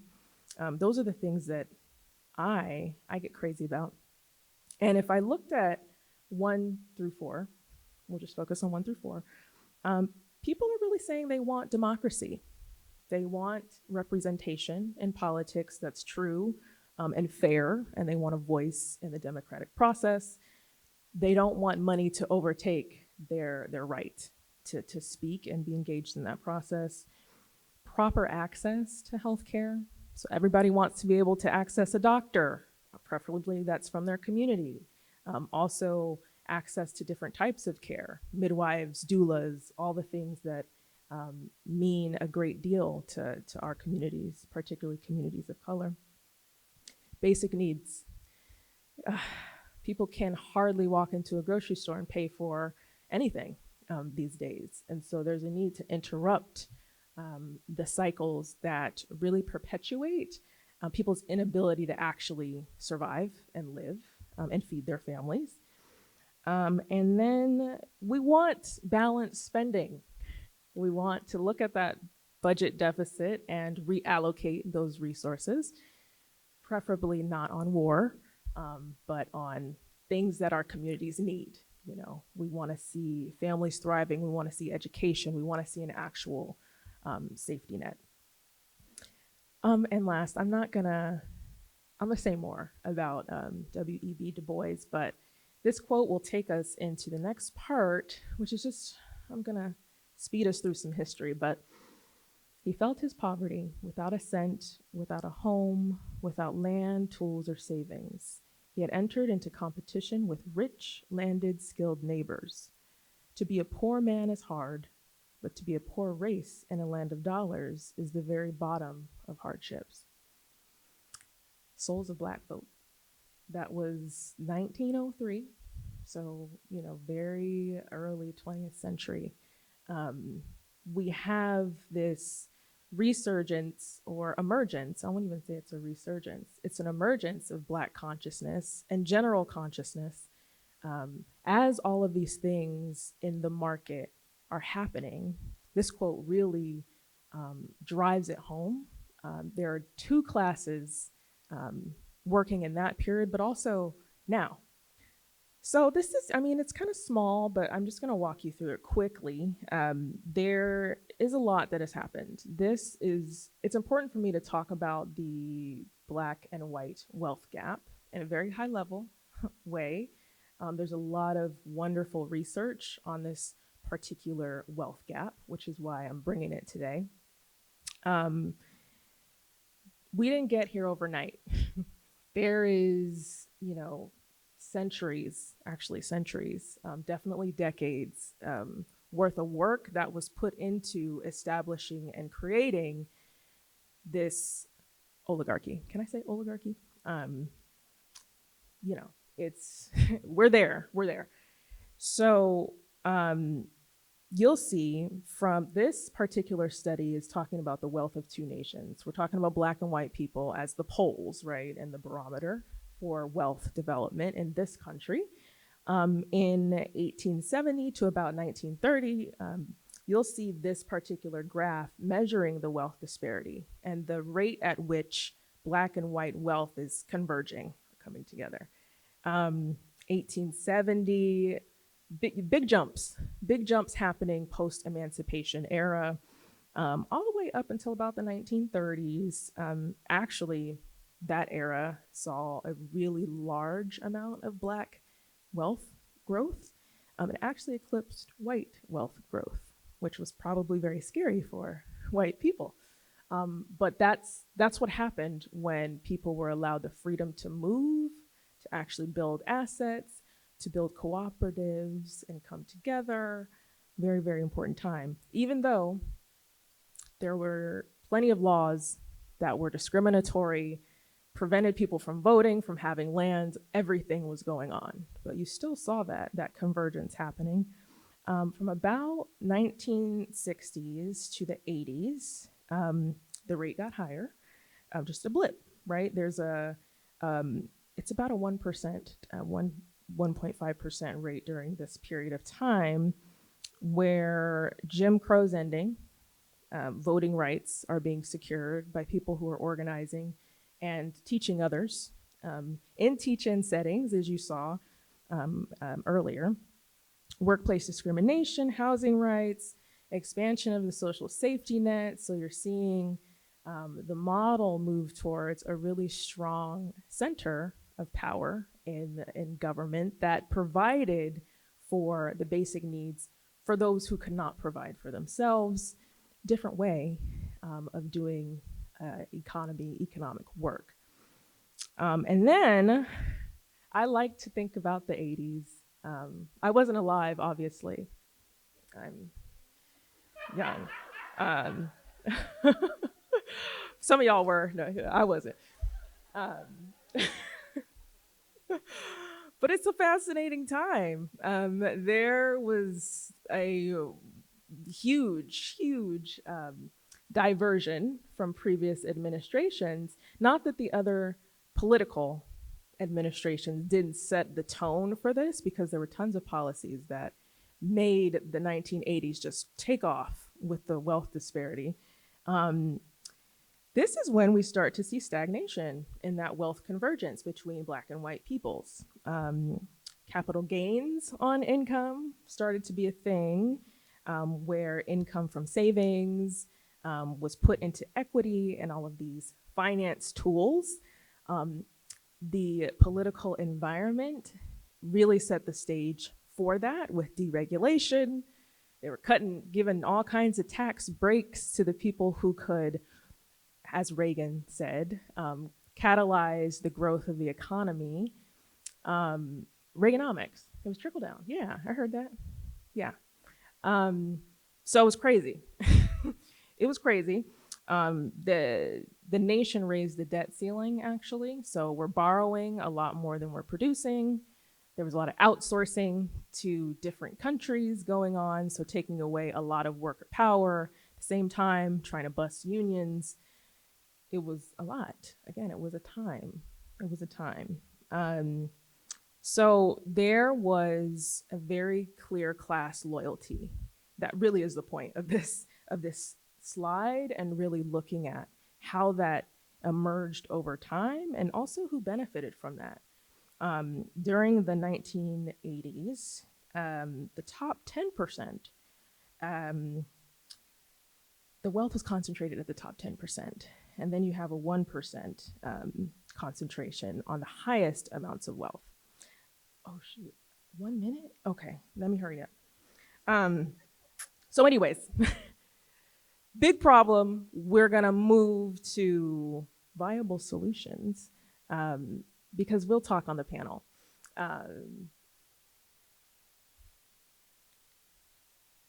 Great, no, I love it, thank you. I need it.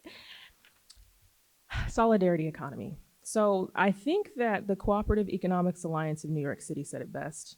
Building projects and institutions grounded in democracy, economic and racial justice, environmental sustainability, and solidarity, all by putting relationships at the heart of economics. That's what it's about.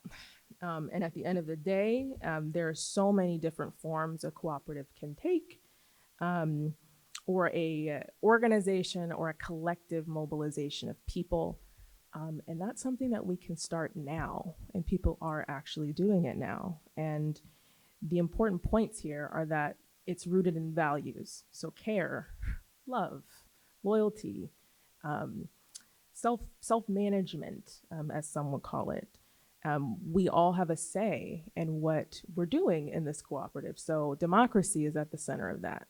You know, the people who are most impacted by the issue, the product, the thing that you're bringing to the market should be having an input and a say on how you're bringing it to the market.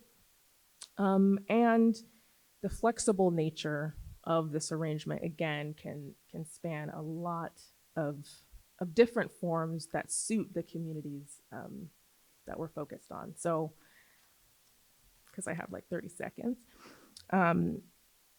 Cooperatives are about interlocking different collectives and ways in which people might come together.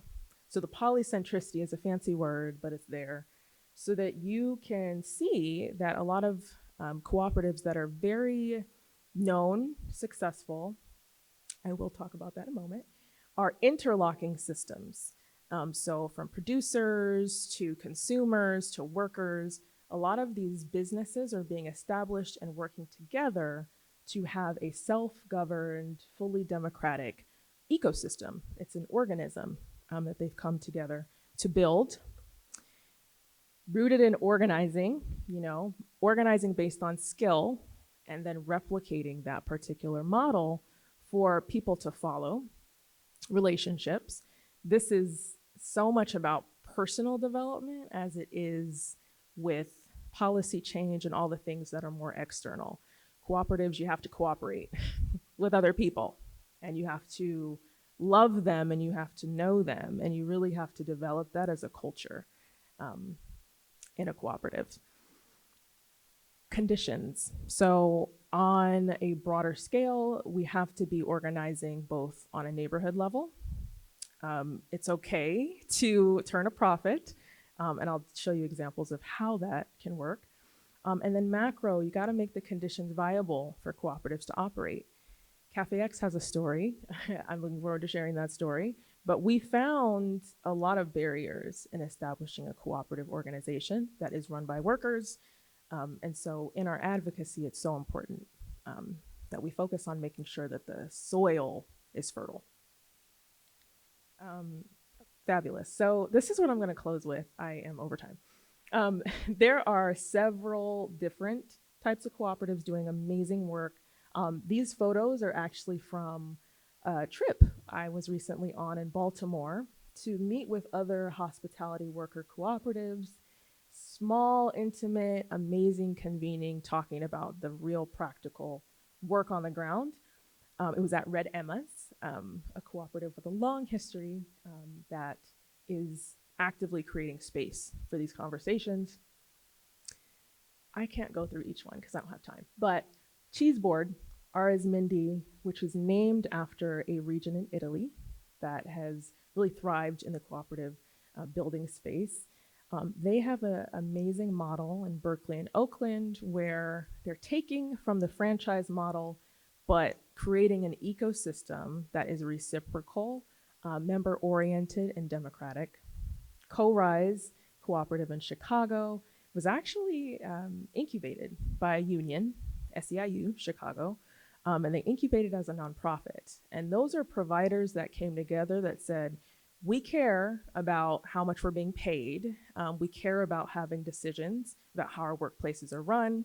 We're going to leverage the union movement to get some wins for worker-owned and controlled cooperatives that focus on childcare.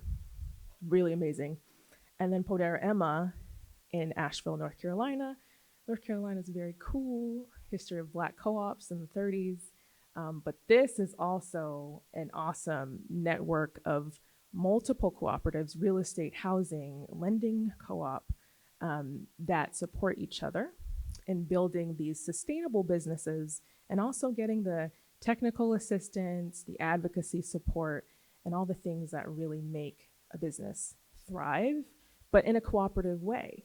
So they're really stretching what it means to be a business and what it means to reallocate the profits from said business. And then us, you know us.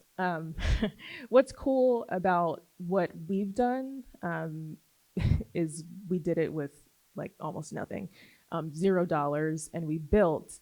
And part of that work was looking at how do we build power from the ground up. And what really intrigued me and has been part of my path for the past 4 years is guaranteed income. And using guaranteed income as a tool, as a foundation for people to really have their basic needs met, do it in a dignified way that is not extractive, it's not demeaning, and it allows them to spend however they see fit. Linking that money to cooperative business growth and development is what we're on to now with Cafe X, and I'm happy to talk about that some more because I have to go. But thank you. Thanks, everyone.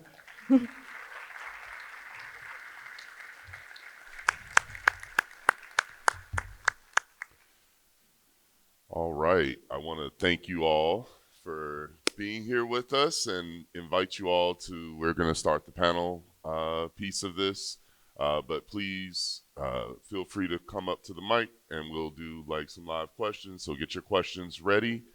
And then I also just want to remind our panelists that there is simultaneous interpretation happening. So make sure that we're speaking clearly and giving time for that to take place. All right. So yeah, I'll begin with the first question, and any one of you can feel free to answer this.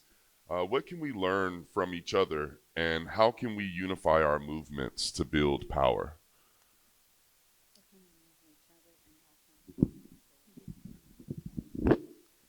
I'm going to take this first one.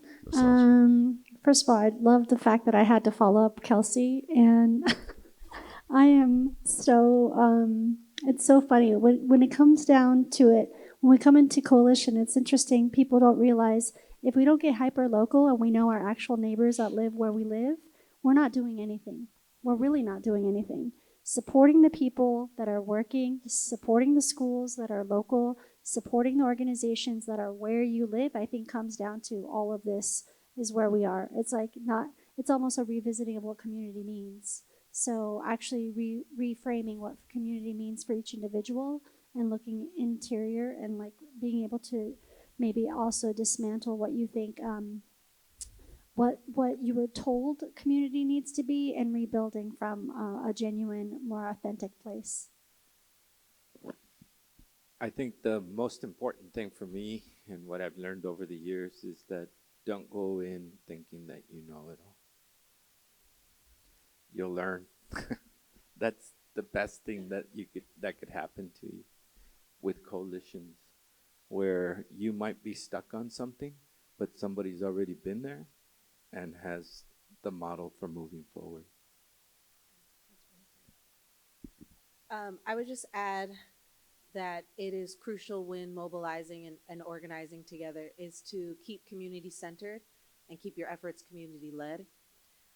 I may be the executive director. That just means I'm responsible for payroll and and the budget and all the things that require operations and management, but the people lead the work. It's important that even the organizations you're a part of, who's at the table and who's speaking in particular.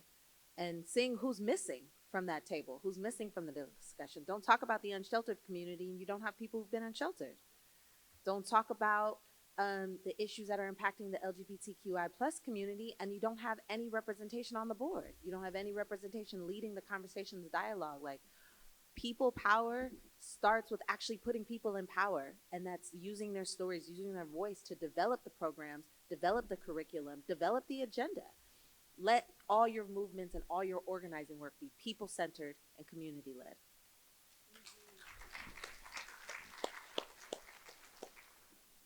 What was the question? The question was, what can we learn from each other and how can we unify our movements to build power? I think that everyone has something special to offer, any given movement. And I think what's important, answering the second question first, is that you get connected in the right spaces and in the right timing. There's no lack of creativity from people and from movement builders specifically. But I think where things break down is when we can't have the hard conversations. We shy away from everyday, ordinary people, your neighbors, and we look to a leader or some force we think should lead, right? I think that there's so much tremendous power in really revealing like those strengths and those talents from people that are just across the street from you. And that's been the most exciting thing to see is trust in action. So like you're acting, it's not theoretical, like, I trust you because we are like, it is, I am taking actionable steps to really be a part of your circle and your life. It's more about relationships than anything.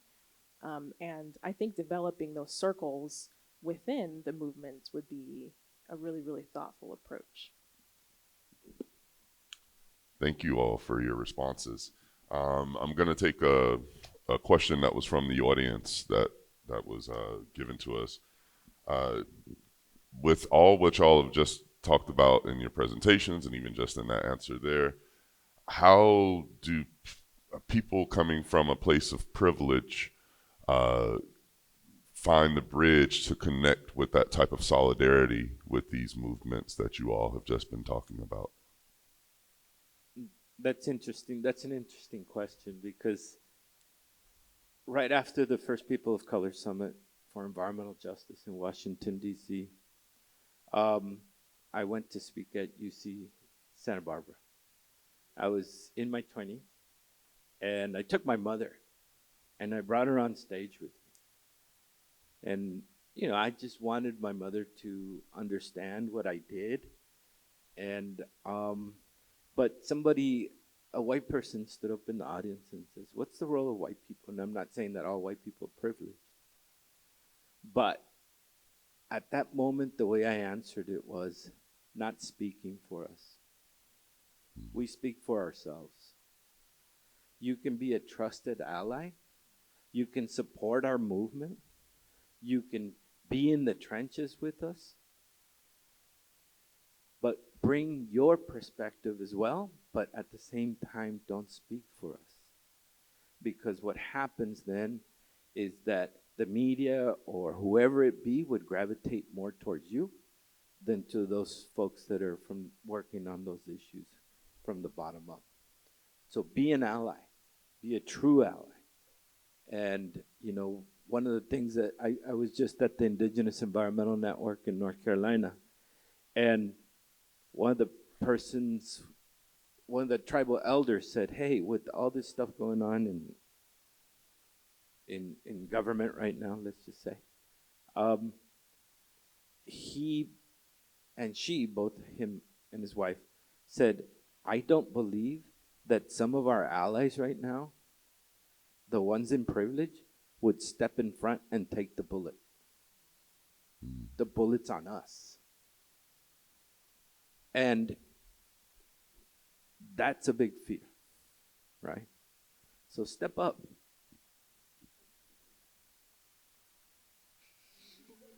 And you don't all have to feel pressured to answer if you feel like your answer aligns.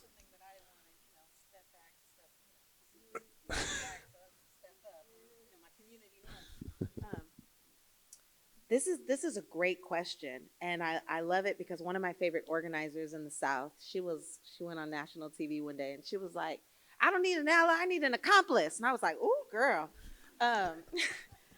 And so one of the things I think about, and this is something I have been moving in recently, so I'm like, okay, I gotta hear you.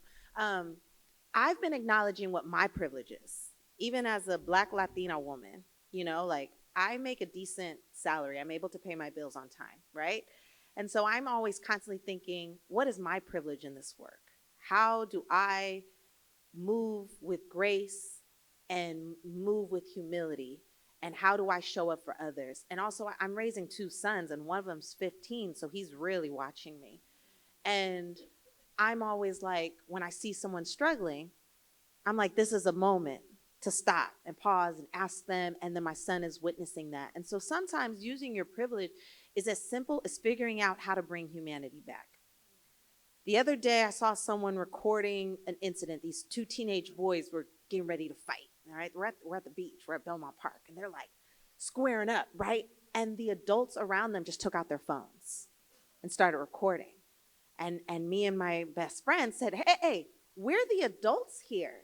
Put your phones down and intervene. They don't have the emotional regulation and intelligence to understand that whatever they're fighting about over mispronunciation of names is not something to start, knocking each other out.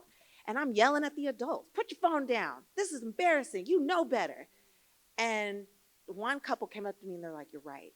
Like, I'm so quick to post and show and watch and tell the story later. She's like, I forget that I'm the adult in the room now. And so sometimes when you think about privilege, think of it as like, how do you show up as the adult in the room?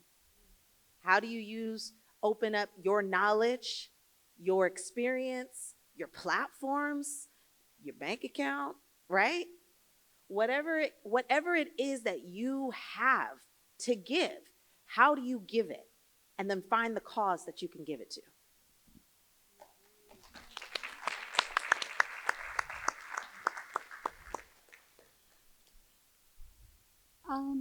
This is such a great question because we have so much different kind of privilege in this moment. I think some people believe in this moment if they're citizens, they don't have to worry about ICE. I think that some people believe if they're not Muslim, they don't have to worry about the Muslim ban. I think some people believe that if they don't have food insecurity in this moment, they won't have to ever face it in this administration. But exactly like the poem, right? That poem by Martin Niemöller. At the end of the day, if you don't stand up and say something, then who will be there when you need help? And so I urge you to look into yourselves. And I would urge everyone in this moment to re-examine how you show up, period. For yourself, for your family, for your friends. And if you need inspiration, I would really encourage you reading bell hooks and talking about radical love and acceptance. Because in this moment, it's a very scary time. In the last 3 weeks, we had more people deported, or actually in the last 2 months, we had more people deported and detained than the last year combined. So many of those people were American citizens. Many of them were white. There's a white grandmother taken in Linda Vista, and she didn't get any kind of better treatment. If not, I think they tried to make an example out of her for standing up, but we can't stop. If we did not come together the way we did when this administration started, they would have taken more of us and they would have made it way worse. And if we don't show up now, we don't have anything to fight for later. And so please look into yourselves, and where you can plug in, please plug in. And make sure to understand as well, we need your help. You are the same community. We are part of the same people. We are the same nation. And for what it's worth, if you would like to continue underneath this democracy, you have to fight for it. Because I heard something just a while ago. It said, whatever you allow your nation to do to other nations, they will eventually do to you. And as a child of Afghan refugees, you can believe I'm seeing it right now on the ground. We are seeing it. So please, please step up, look into yourselves, because if you don't, trust me, it will be much, much worse.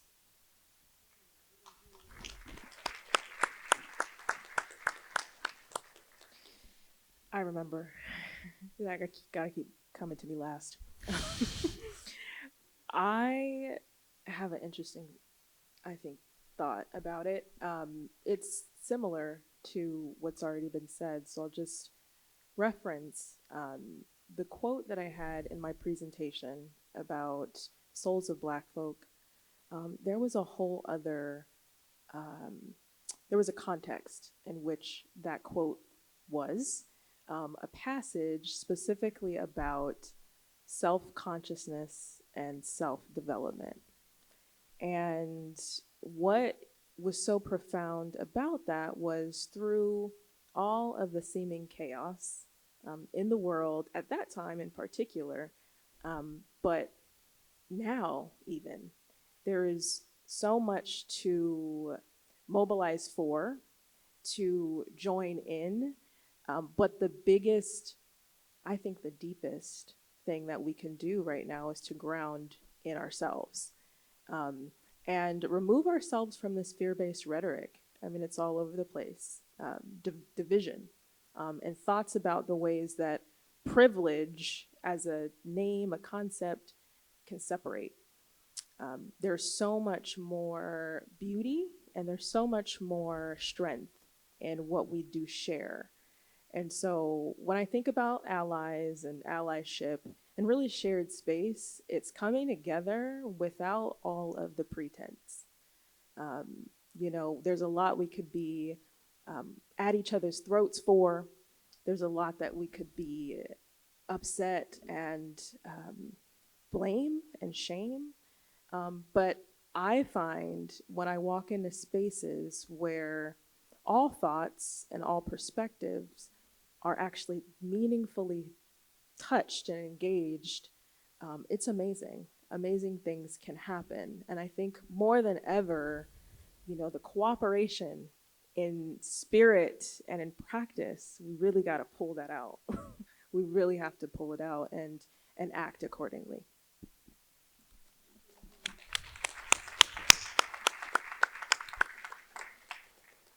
All right, and so this might be kind of like maybe getting close to the final one because I think we're running low on time.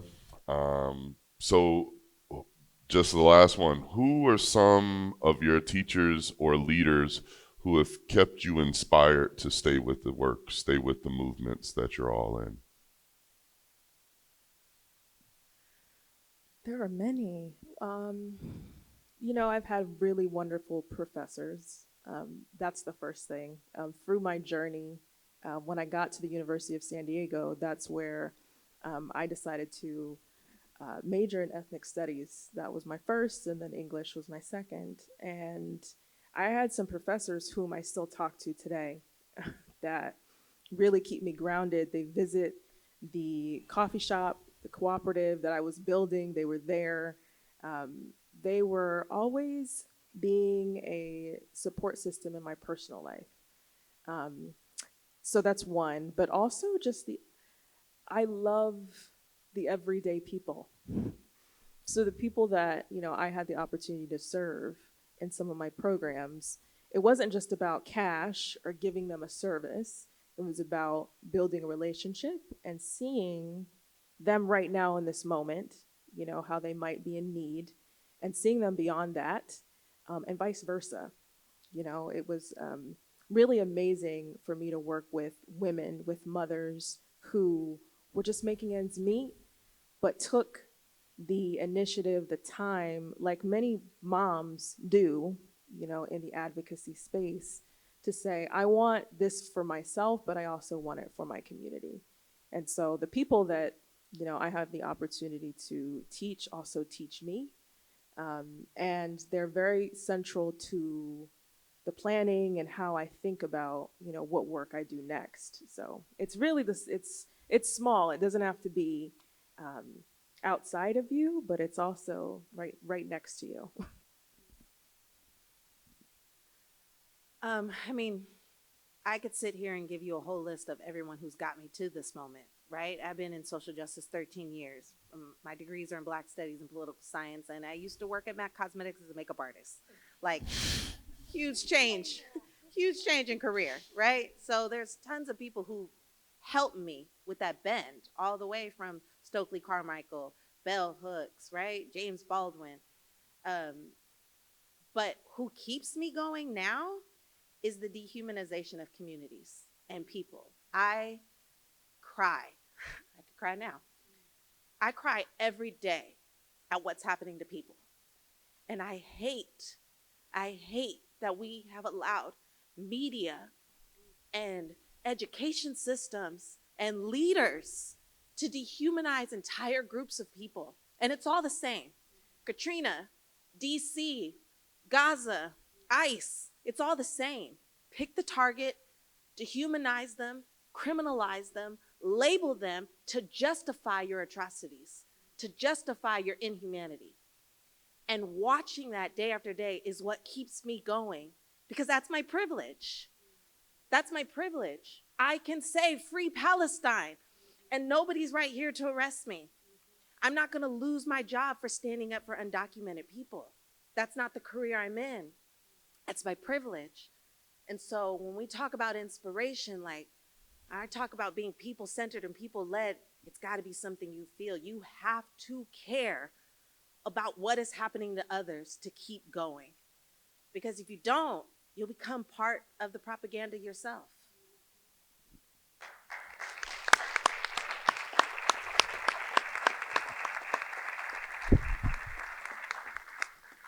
So for me, I've been very fortunate, from being born in Tijuana and coming here to the United States to meet a lot of people. But the foremost leaders for me were my parents. They taught us what was good and bad, and they always kept us safe. And politicians don't do that. But during my trajectory of 30 years, yeah, one of my chores here going to San Diego High School at San Diego State, was chair of Mecha Central, which is all of the mechas in the county.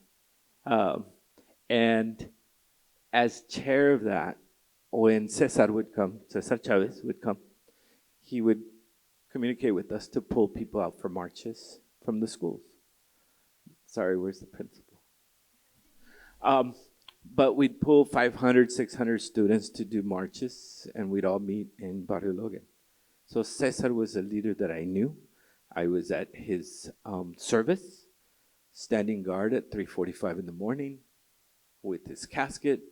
And so he was a leader. But Cesar, I think, what was not being publicized a lot, owed a lot of his success and the farm workers' success to Larry Itilong, a Filipino worker, right?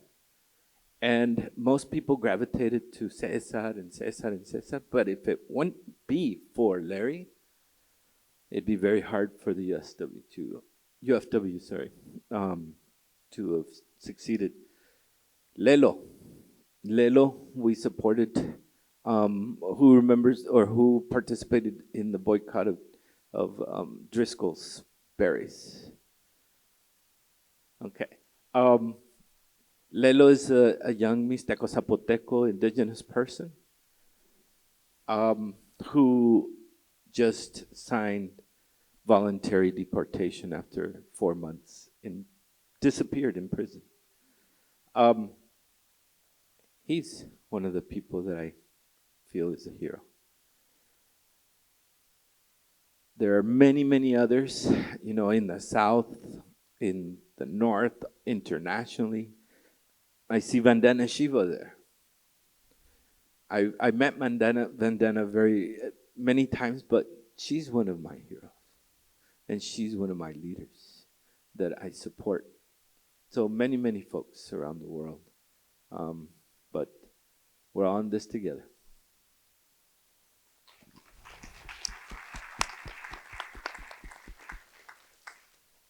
This is a wonderful question, and I agree. Our moms and our dads, especially my mother and my father, you know, having, I think all people, especially, you know, in this moment, sometimes want to really harp on the fact that we have carried trauma in our lineages, in our DNA, but we have also, we have carried victory.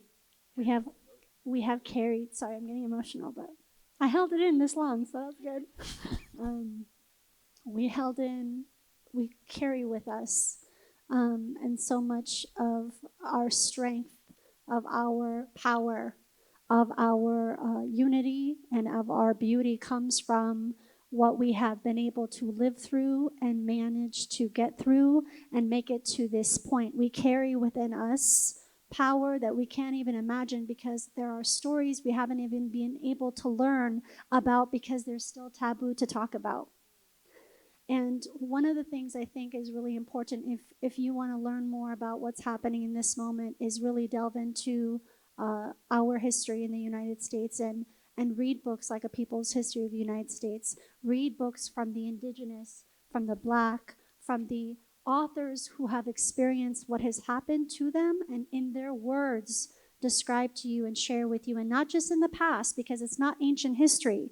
It is happening right now. These leaders are here now, whether they're 15 years old and leading the marches outside of their schools, or whether they're 55 years old or 85 years old and having lived through the civil rights movement. Many people don't think about that. You know, one of the things I think mentioned earlier about the teach-ins have been happening since the abolitionists started. And it took over 150 years for us to get to the place to be able to stop slavery and the enslavement of people that were here. The BDS movement, the boycott movement against apartheid South Africa, took 7 years. Miss Caroline Hunter, who I met, I was fortunate to be able to go on a civil rights delegation. It was absolutely a privilege. I had no idea this woman was alive, and I have read about this person. And we're sitting in Jerusalem that night that we arrived after I was detained for 2 hours, and my group was going to leave. And I started talking to her back in our room when we finally arrived at the hotel. And she told me about Nelson Mandela and Winnie Mandela and all these wonderful leaders of the civil rights and human rights movements. And I was like, Miss Caroline, who are you? And she's alive right now. These people, this is not ancient history. This is happening right now. Our heroes are our mothers. Our heroes are our fathers, our families, our ancestors, our children. It is everyone around us who continues to show up and give me energy and give me hope and give me, inspiration. Our heroes are the people that continue to show up even when it's a bad day, even when they don't feel good, and even when they know we may fail in this fight, but the battle and the war isn't over.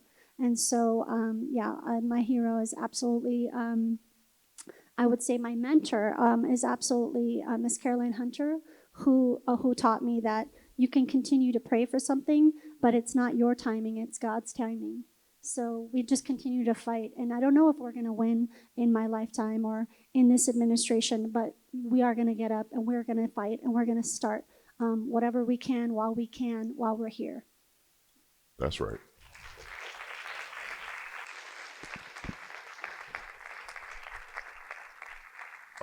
I want to thank our panelists for taking time to share wisdom, their experiences, everything that they've shared with us today. I want to really thank them for that.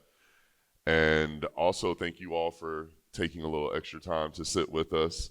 And also just want to say, of course, with every event, there has to be something that we do that brings everyone to a call of action, right? And so in this current moment, we have to begin to mobilize ourselves, right? That's what this whole theme is about. And so we have a few calls of action for all of you to engage in directly. The first being that today you can build at least one new connection. Find someone, one of your audience, one of the other audience members with you, and find and make a connection with at least one other person, if not more. That is what the community picnic portion will be for, so take that time to be able to do that.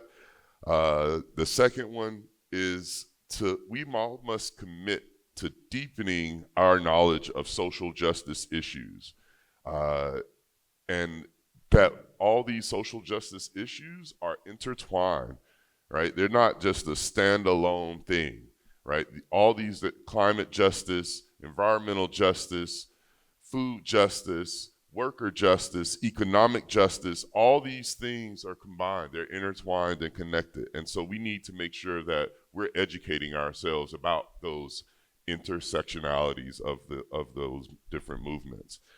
And lastly, we encourage you to follow the work of our teachers and leaders today, get folded into their movements and support their work. So take some time, grab your phones, follow these organizations, stay connected with the work, find the ways that you can help, that you can be a part of those movements, that you can support these leaders and these organizations. And that will begin the process of helping us to all come together in this moment to mobilize. Thank you, Derrick. Thank you so much to all the speakers. Another round of applause, please. That was beautiful.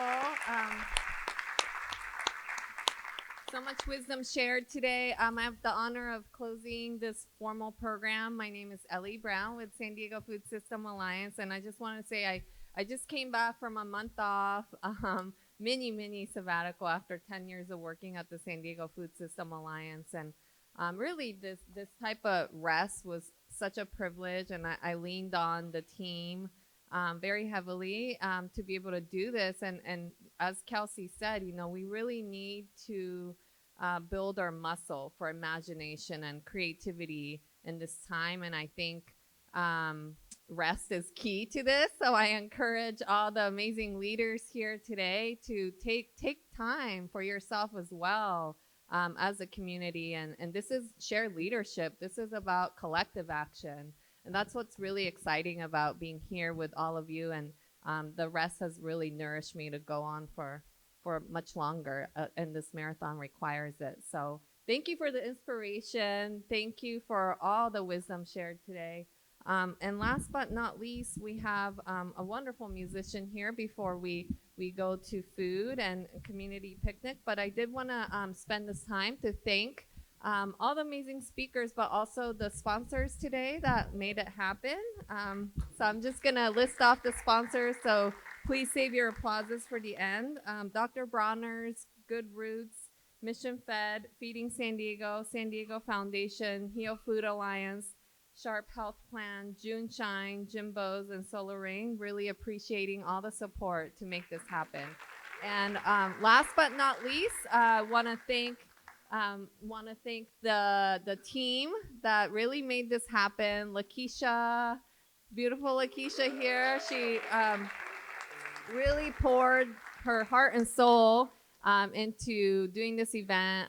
I know it's a very different format than the previous annual gatherings, but we knew that we just really needed to get together this year. After all the chaos, community is everything, relationships are everything, and Lakisha really poured all her love and energy into this event and making it happen at this beautiful site, Morse High School, and also Rachel as well. Rachel and Lakisha are such a powerful duo, so they really just made this happen. So thank you so much. And last but not least, want to introduce musician Giovanni Mejia that's going to provide some music for us before we segue into our community picnic. So thank you.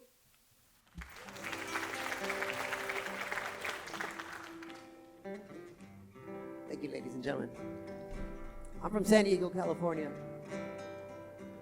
Right down the street here in Encanto Elementary, I also grew up in Chula Vista. I'm a local musician, played with B-side players, Agua Dulce, and the late and great Mr. Chunky Sanchez. I'm gonna do a song by him that was requested by Janet Reynoso, who couldn't be here today. Keep her warm. Send her some warm thoughts.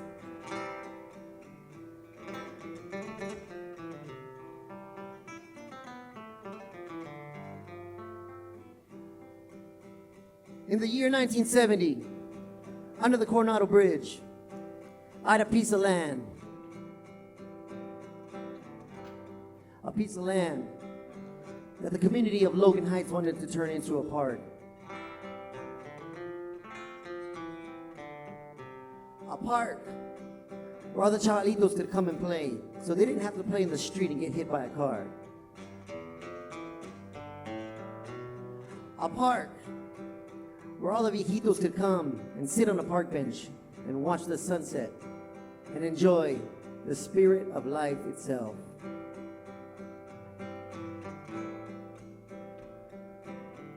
But the city of San Diego said, chale, we're gonna build a sub-highway patrol station here.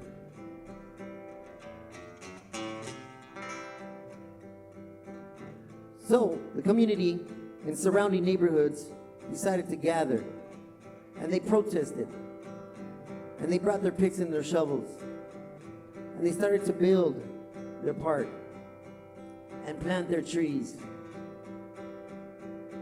But the city of San Diego fought back, and it went all the way to the Supreme Court. The Supreme Court favored in the community of Logan Heights, and now that little piece of land under the Coronado Bridge in San Diego, California is known to people all around the world as Chicano Park. It began in 1970 under the Coronado Bridge en mi barrio de San Diego, where my people began to fight for Chicano Park, for Chicano Park, under the bridge, under the bridge, under the bridge. 2, 3, out. Ready? Vamos al parque. Let's go to the park, everybody. Should I continue to live, my brothers? We shall continue to fight, my friend. Continue to live, my brothers.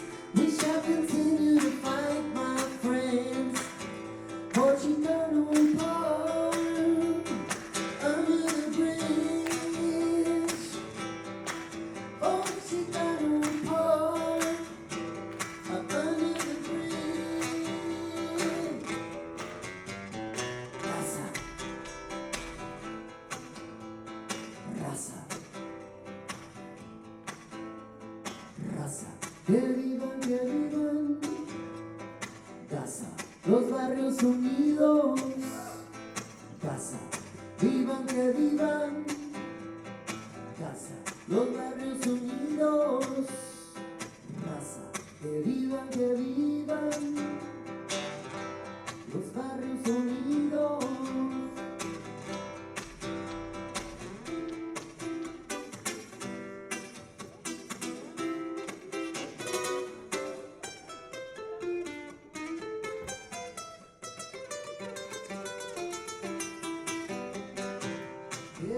Que vivan, casa, los barrios unidos, casa, que vivan, casa, los barrios unidos, que vivan, los barrios unidos.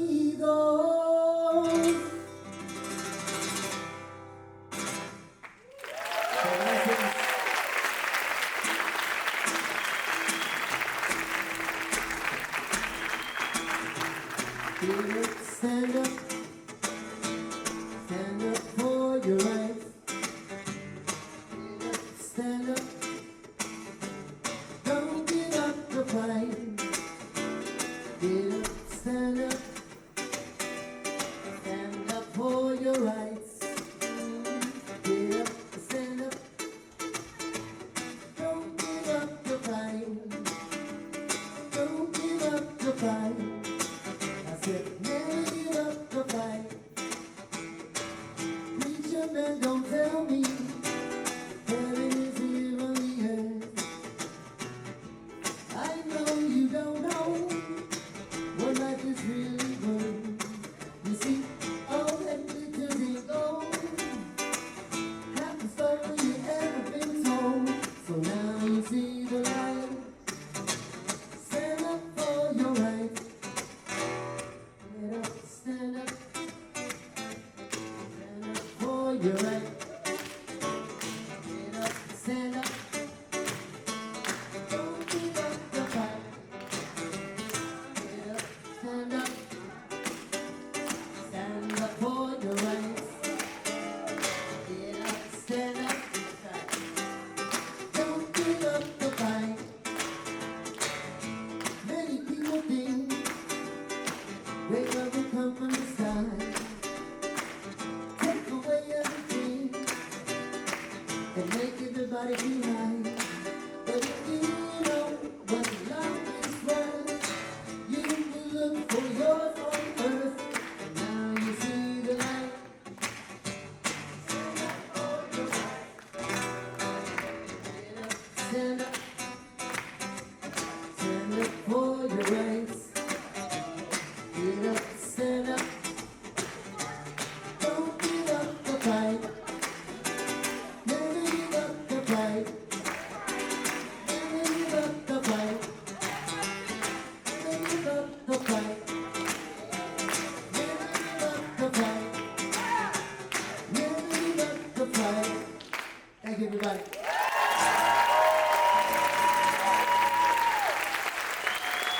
You can check us on the phone for coming out. Thank you.